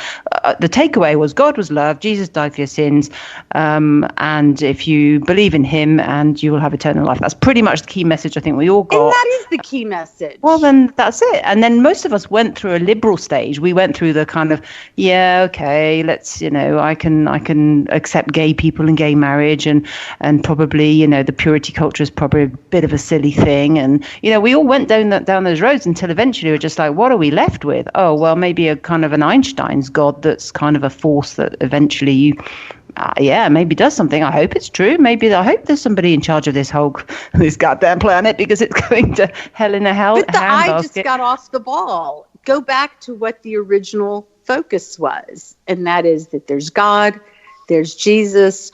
Believe what? Follow. Believe in the existence of God. Believe that. I'm agnostic on the matter. I don't know. It may be or maybe not true. I can't prove it either way. I was talking about in terms of just the central tenets of Christianity. There's so much that I'm not going to say it doesn't matter. It does. But, it's like do a Venn diagram and figure out where everything intersects. And they all of the different denominations intersect with God, Jesus, and, I guess some of them don't believe in the Holy Spirit. I don't know. But my point is... Some of them don't believe Jesus was divine. Some of them don't believe in the Trinity. He was divine at different times. He gets divine at the beginning, at the end. You know what? When in doubt, just be agnostic. At minimum, go with God and why? Jesus. Why at minimum go with God? Because what good is he? Well, what? Yeah, I mean, all you've done is just special plead. You said do this Venn diagram thing, see where things overlap. Well, they don't have any specifically good overlap, and then you went from there and just said, why not just presuppose God? Why not just do that? Because what? Pascal's wager? Well, quite frankly, and I mean, all the atheists seem to knock Pascal's wager, but I think it's ridiculous. Great. No, why is it ridiculous? Well, not a good reason. Tell me this: are you? Yeah, okay. I said that we might get to this later. So look, this will be the last conversation. I need to drop off in 10 minutes. This will be the last conversation, and we're going to do some close. We'll let everyone give a close. So what? I think we'll have to skip the Pascal because we've got a couple of people who want to drop off. Teddy, if you would like to come back, we can do this. You would have scared the poor lady. Teddy, you've been a star. but I want to give people a chance to wrap up. And everyone, just so you know, Teddy and audience, everyone came to this show with probably a lot of notes, a lot of research, a lot of things that we didn't get to talk about today. And so I want to just give everybody an unspecified amount of time to just kind of share some of the thoughts that you didn't get to share. We'll close out with my thoughts and then Teddy's last. But since Matthew was the first one to raise his hand and say he has to go to the bathroom, Matthew. It's actually my tea time call. It's evening here in the Limey Land. Okay, so you get to exit to make your exit statement first. Take as much time as you need. All right, thank you, chaps. And when I've done my exit statement, I'll drop off the call, so I'm going to have to listen back to hear what you guys say. A couple of thoughts in no particular order. I'll make them as organised as I possibly can. You know what? If I'm going to want a God, I'm going to want a God which has the best afterlife. And I'm going to quote the fabulous Dave Warnock, who was on with Andrew and I on our podcast brands. And he says, I want the afterlife where I get 70 virgins. And you know what? I'm with him on that. Let me have that afterlife, please. So if I'm going to vote for a God, that's the God I'm going to pick. And okay, I don't think that's what are you going to do God. After the first 20 minutes? Well, I can tell you, since I get to vote, I'm going to vote to repeat time. I'm sorry, that was uncalled for.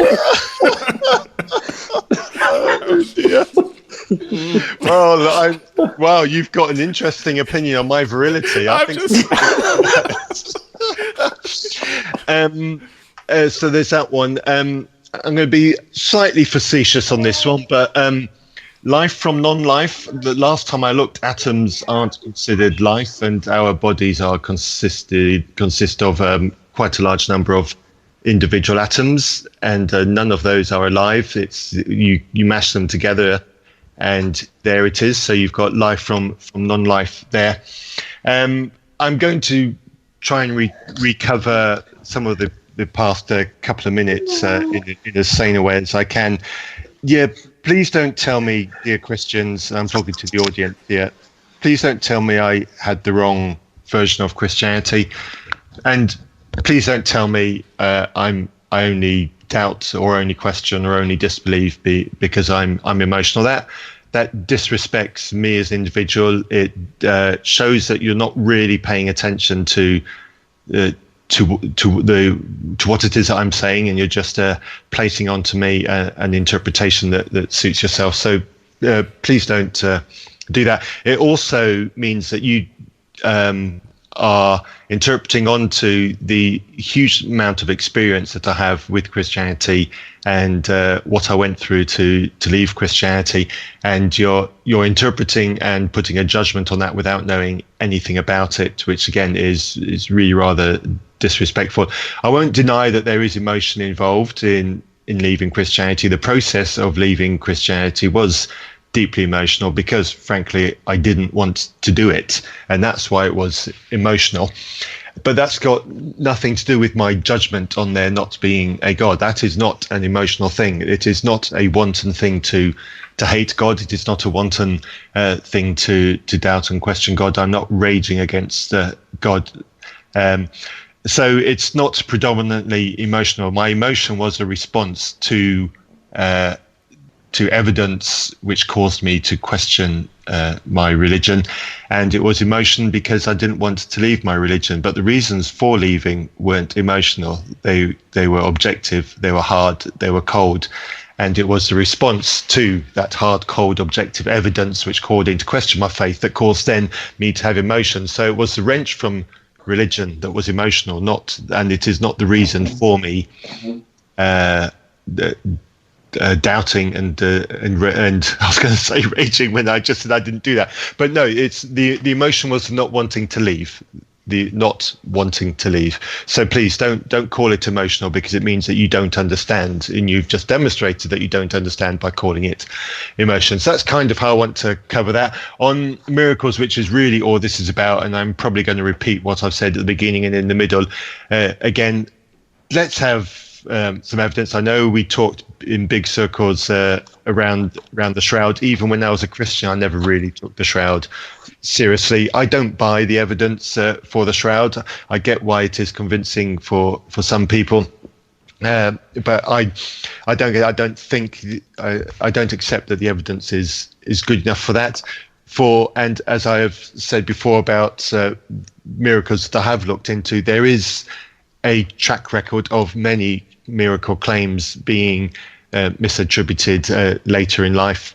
This happens. We know this happens. Let's not deny that happens. And let's look at stories like the shroud and other miracle events in that context and say, is it possible that the same has happened to these events, and that later evidence is being retroactively interpreted in ways that are inaccurate? So let's try and examine things with that in that kind of context, because if miracles are real, it means that there is a supernatural being. Let's call it the Christian God, but there are other options as well. But let's just say that if miracles are real, then the Christian God exists, and that is a very important conclusion. And if it's true, I want to know that it's true. So there has to be a good standard of evidence supporting that a miraculous claim is actually that of a miracle.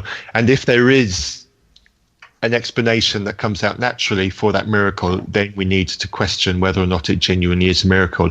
And the explanation for the shroud is a possibility that it is a fake. It was said by one of the people on this call, it's either a miracle or it's possibly fake. Well, why can't it be possibly fake? Nothing that's been said is contradicts that.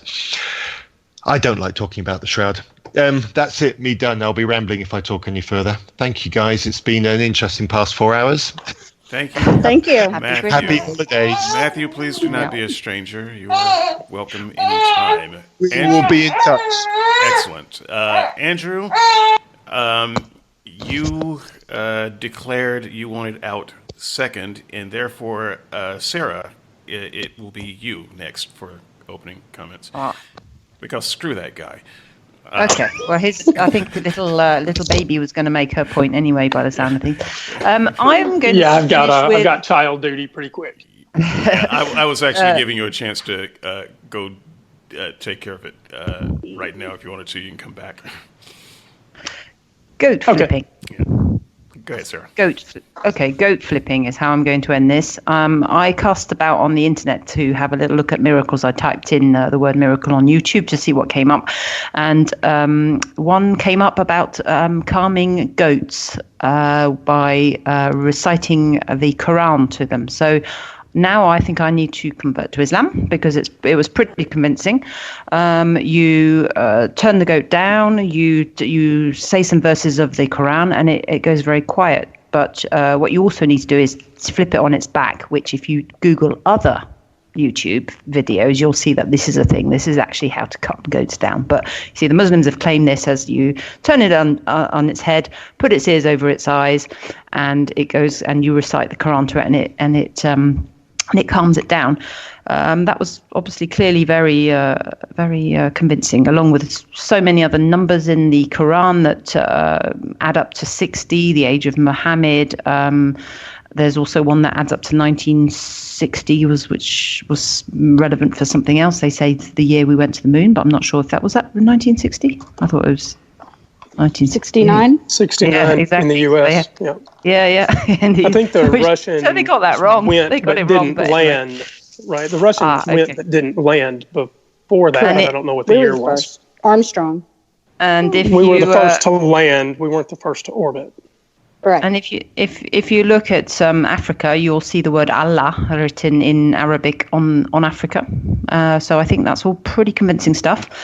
So anyway, I was just gonna say now in the day. So to conclude, really is to say in the day of the internet now, unlike maybe in the 80s and the 90s when I grew up, we can't really ignore that other religions are now making claims about miracles.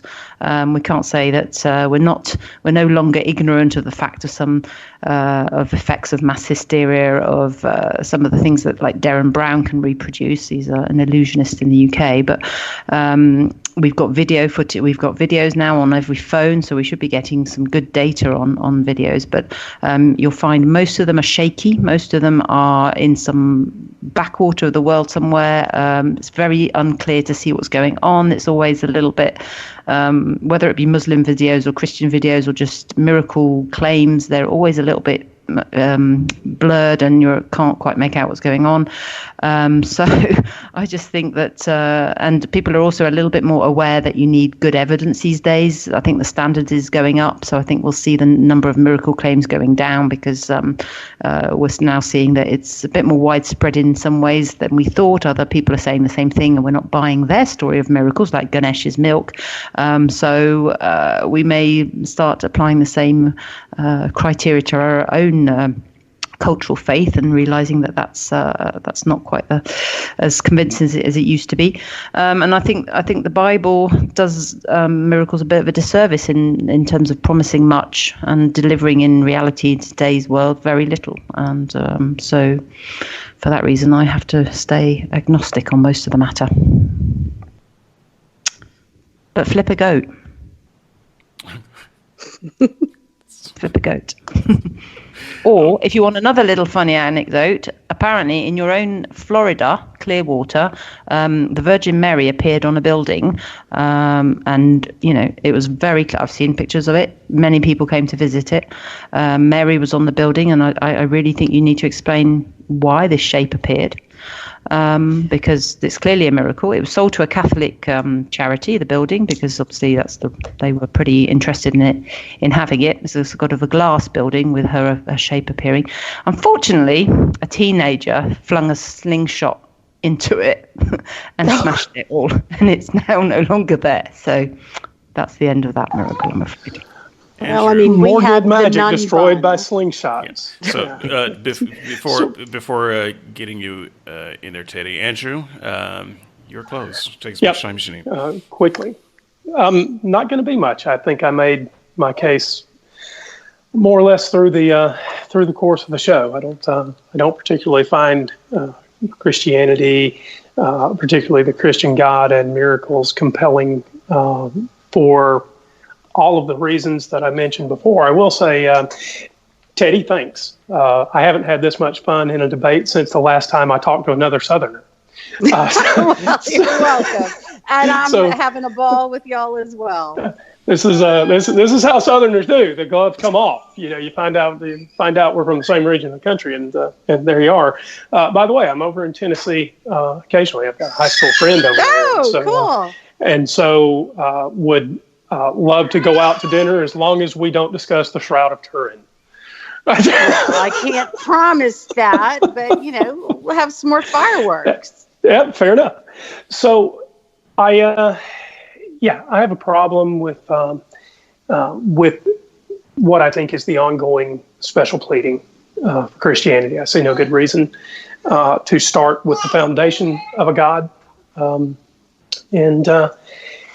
it's not an emotional case for me. As I said right at the very, very beginning, I was a Christian in college. I was double majoring in religion and computing. I found that there were two different ways of thinking about the world. One worked and one didn't. I've reiterated that through the course of this conversation, specifically calling out places where I think we're making mental mistakes, where we make mistakes about evidence, and I will leave it with that. If the listeners disagree, they're welcome to get in touch with me. If they disagree with Matthew, they're welcome to get in touch with him at the same place, reasonpress@gmail.com. Happily take it up if you want to send us a private email, but the better place is we'll be hanging out on the Skeptics and Seekers board for this one. So by all means, stop by and tell me what you think. Okay, I'm going to jump in and offer my statement, and then I will let Teddy have the vaunted last word. Make it a good one, Teddy. But before you do, once we were going to the place of prayer, we were met by a female slave who had a spirit by which she predicted the future. She earned a great deal of money for her owners by fortune telling. This is Acts chapter 16, verse 16. This kind of magic was not uncommon in the Bible. So for those who are thinking that the Force only has a light side, don't forget the dark side. The Bible is full of miracle/magic stories. And not all of them were God doing good things to people. In fact, some of them are God doing bad things to people. But let's just set aside those curses for now. We're talking about powers that didn't even come from God. If we wanted to go back to the Hebrew scripture, we will find one of my favorite stories tucked away in the Bible. It was the Witch of Endor. Witchcraft was outlawed at that time, and Saul, who was mad king by then, wanted to save his throne. He couldn't, of course, but he needed a fortune teller. He needed a prophet. And the prophet, I believe it was Samuel, was dead at that time. And so he needed a fortune teller who could raise the prophet Samuel to give him his fortune. And so he went and found this woman, this witch of Endor, and she said, "Oh no, I can't do this because it's against the law. I'll be killed." And Saul says, "No, I promise you'll have protection if you do it. I just need you to raise Samuel for a little bit so that I can get my fortune." And so she does, and he does. And this story is one of the more interesting stories of the Bible because this was not a power of God. This was a power drawn from someone else to raise up a holy man. And it wasn't a fake power. It actually happened.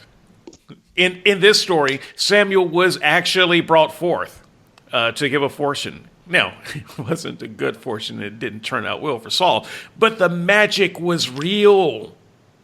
It was real. And that wasn't even the first time we saw that kind of magic in the Hebrew scriptures. And no, let's not just put it on a bunch of goat herders back in 1400 BC.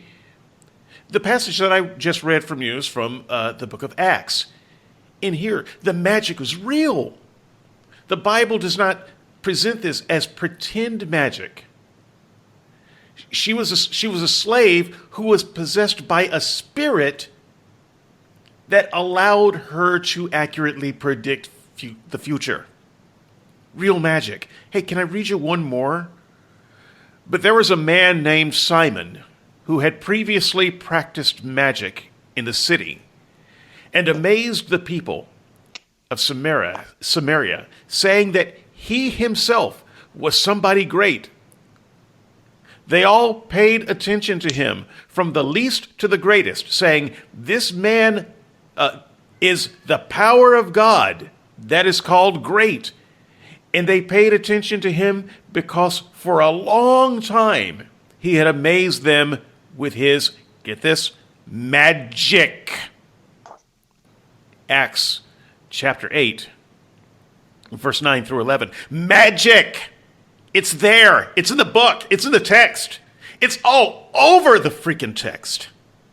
And so we shouldn't just be here talking about the power of God to heal a crippled person. We should also be talking about the power of Satan to read the future.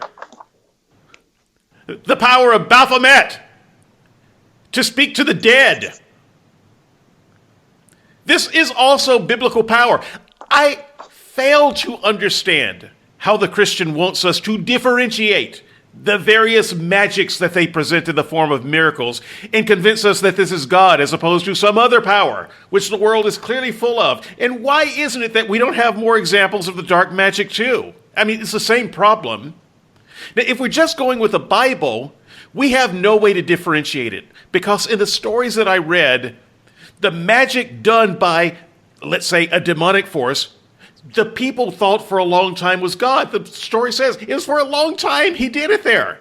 They thought it was from the power of God. When Jesus did magic, it was said that it was from the power of the devil. Who can tell? I can't.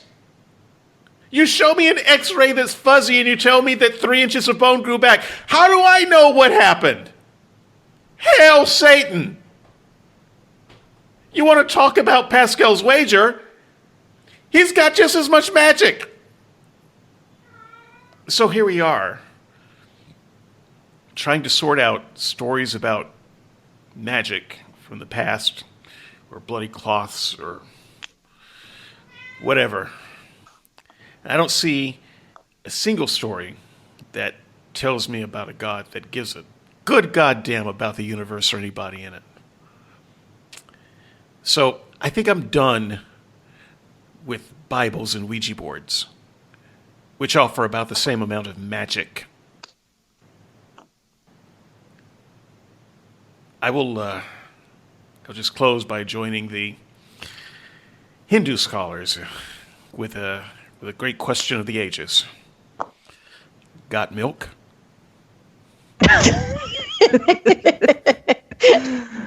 Teddi. Genius. All right. Oh, well, you're a tough act to follow there, David, with all your talk of Satan and all that stuff. So this whole issue of miracles are not an end in and of or to themselves.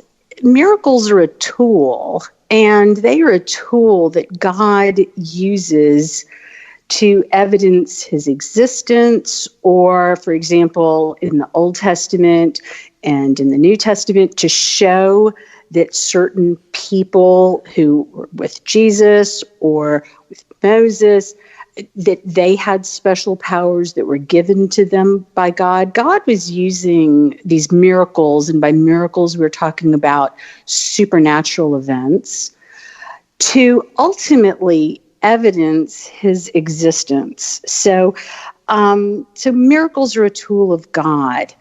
But there's a bigger issue, and it's the whole thing that we have to keep our eye on the ball. And that is, what is true? Is there a God? Is there not a God? And the way we need to figure that out is through looking at the evidence, scrutinizing the evidence. I agree with the skeptics on that. Probe and prod and ask questions and get the finest experts to look at things. So I'm not easily swayed by all of these talks of modern miracles. I'm not saying that a modern miracle can't happen, and maybe they have. I'm just saying I'm not aware of them. I haven't looked into them. And I'm assuming that if I'm not just seeing a whole bunch of stuff written about them, it's not even worth my time.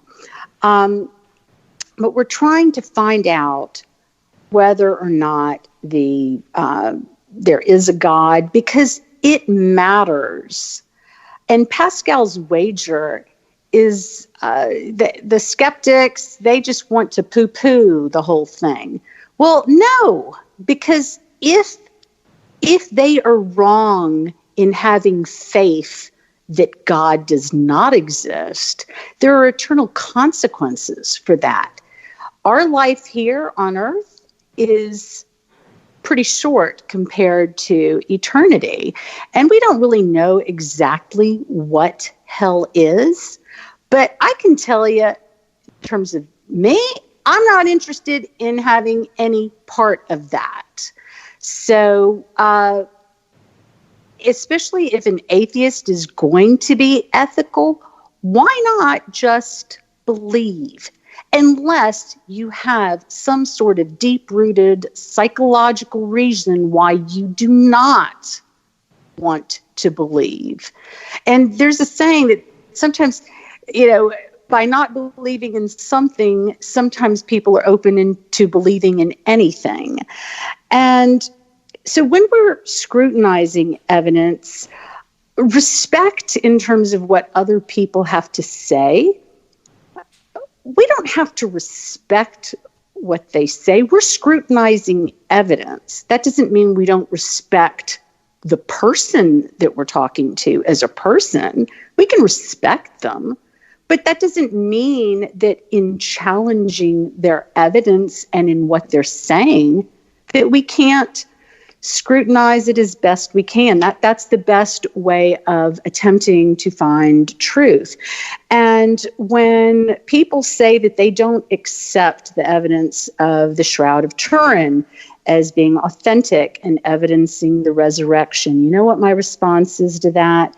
If you want to be taken seriously about your not accepting it and that it's reasonable to not accept it, show me where you have a problem with all of the science that supports the Shroud's authenticity. Poke the holes, scrutinize that all you want. Then we can talk. But everybody wants to glom on to, the radiocarbon dating. That said that the Shroud comes from medieval times. Well, they never talk about how archaeologists and people, the scientists that do radiocarbon dating, are well aware of how often it can be wrong. And one of the biggest reasons why is contamination. And they see it frequently. It is not uncommon. Yet the average person is not aware of that. They think that, if the test results, the carbon-14 test results were wrong, well, then all of the other evidence has to be, that supports the Shroud's authenticity, has to be wrong. Not true. There are things called outliers. And so when you have a mountain of evidence in one direction and one bit of evidence that is and can be very flawed, well, that's an outlier. So, pick apart the evidence that exists, and then we can talk, and then I'll think you're reasonable for not thinking that the Shroud is valid. But until then, I don't accept that. I mean, people can choose to not believe in it, but I don't believe that it's a reasonable choice. In terms of that other gods might exist, well, anything is possible.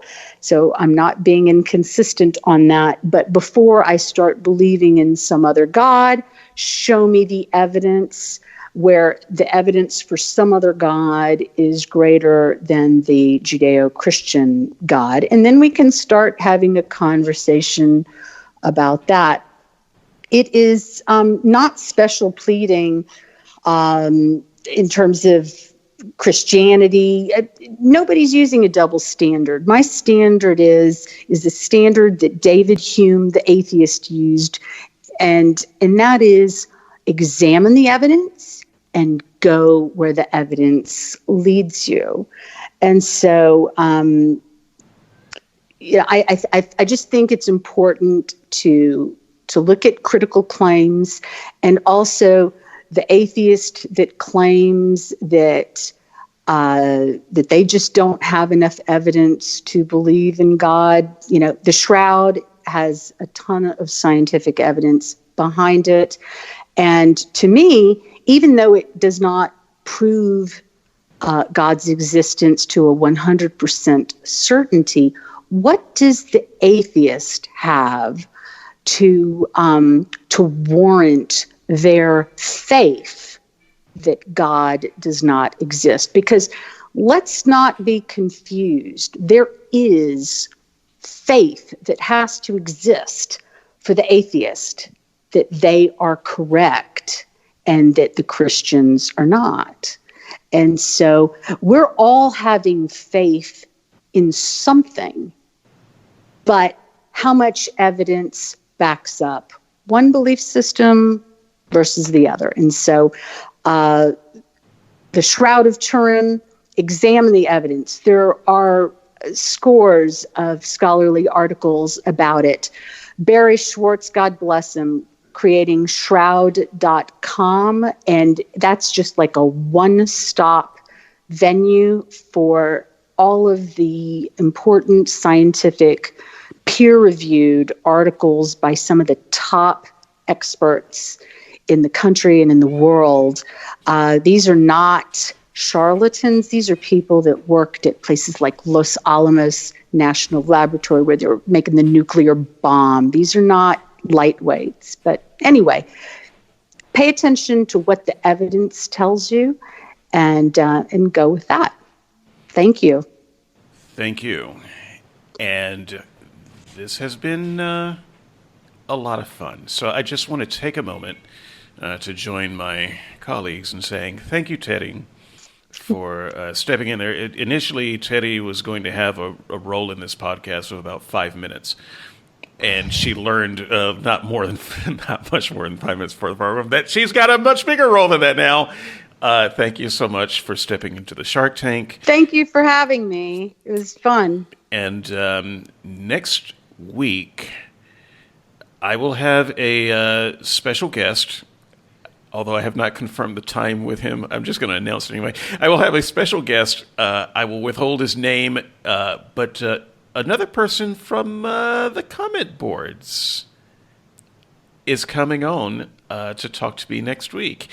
And we are going to talk about the subject of the state of Christian atheist communication, and maybe even delve into the question of why we atheists are even in this discussion at all.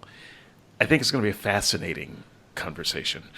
Until then, thanks a lot, and we'll see you. Bye. Happy Christmas.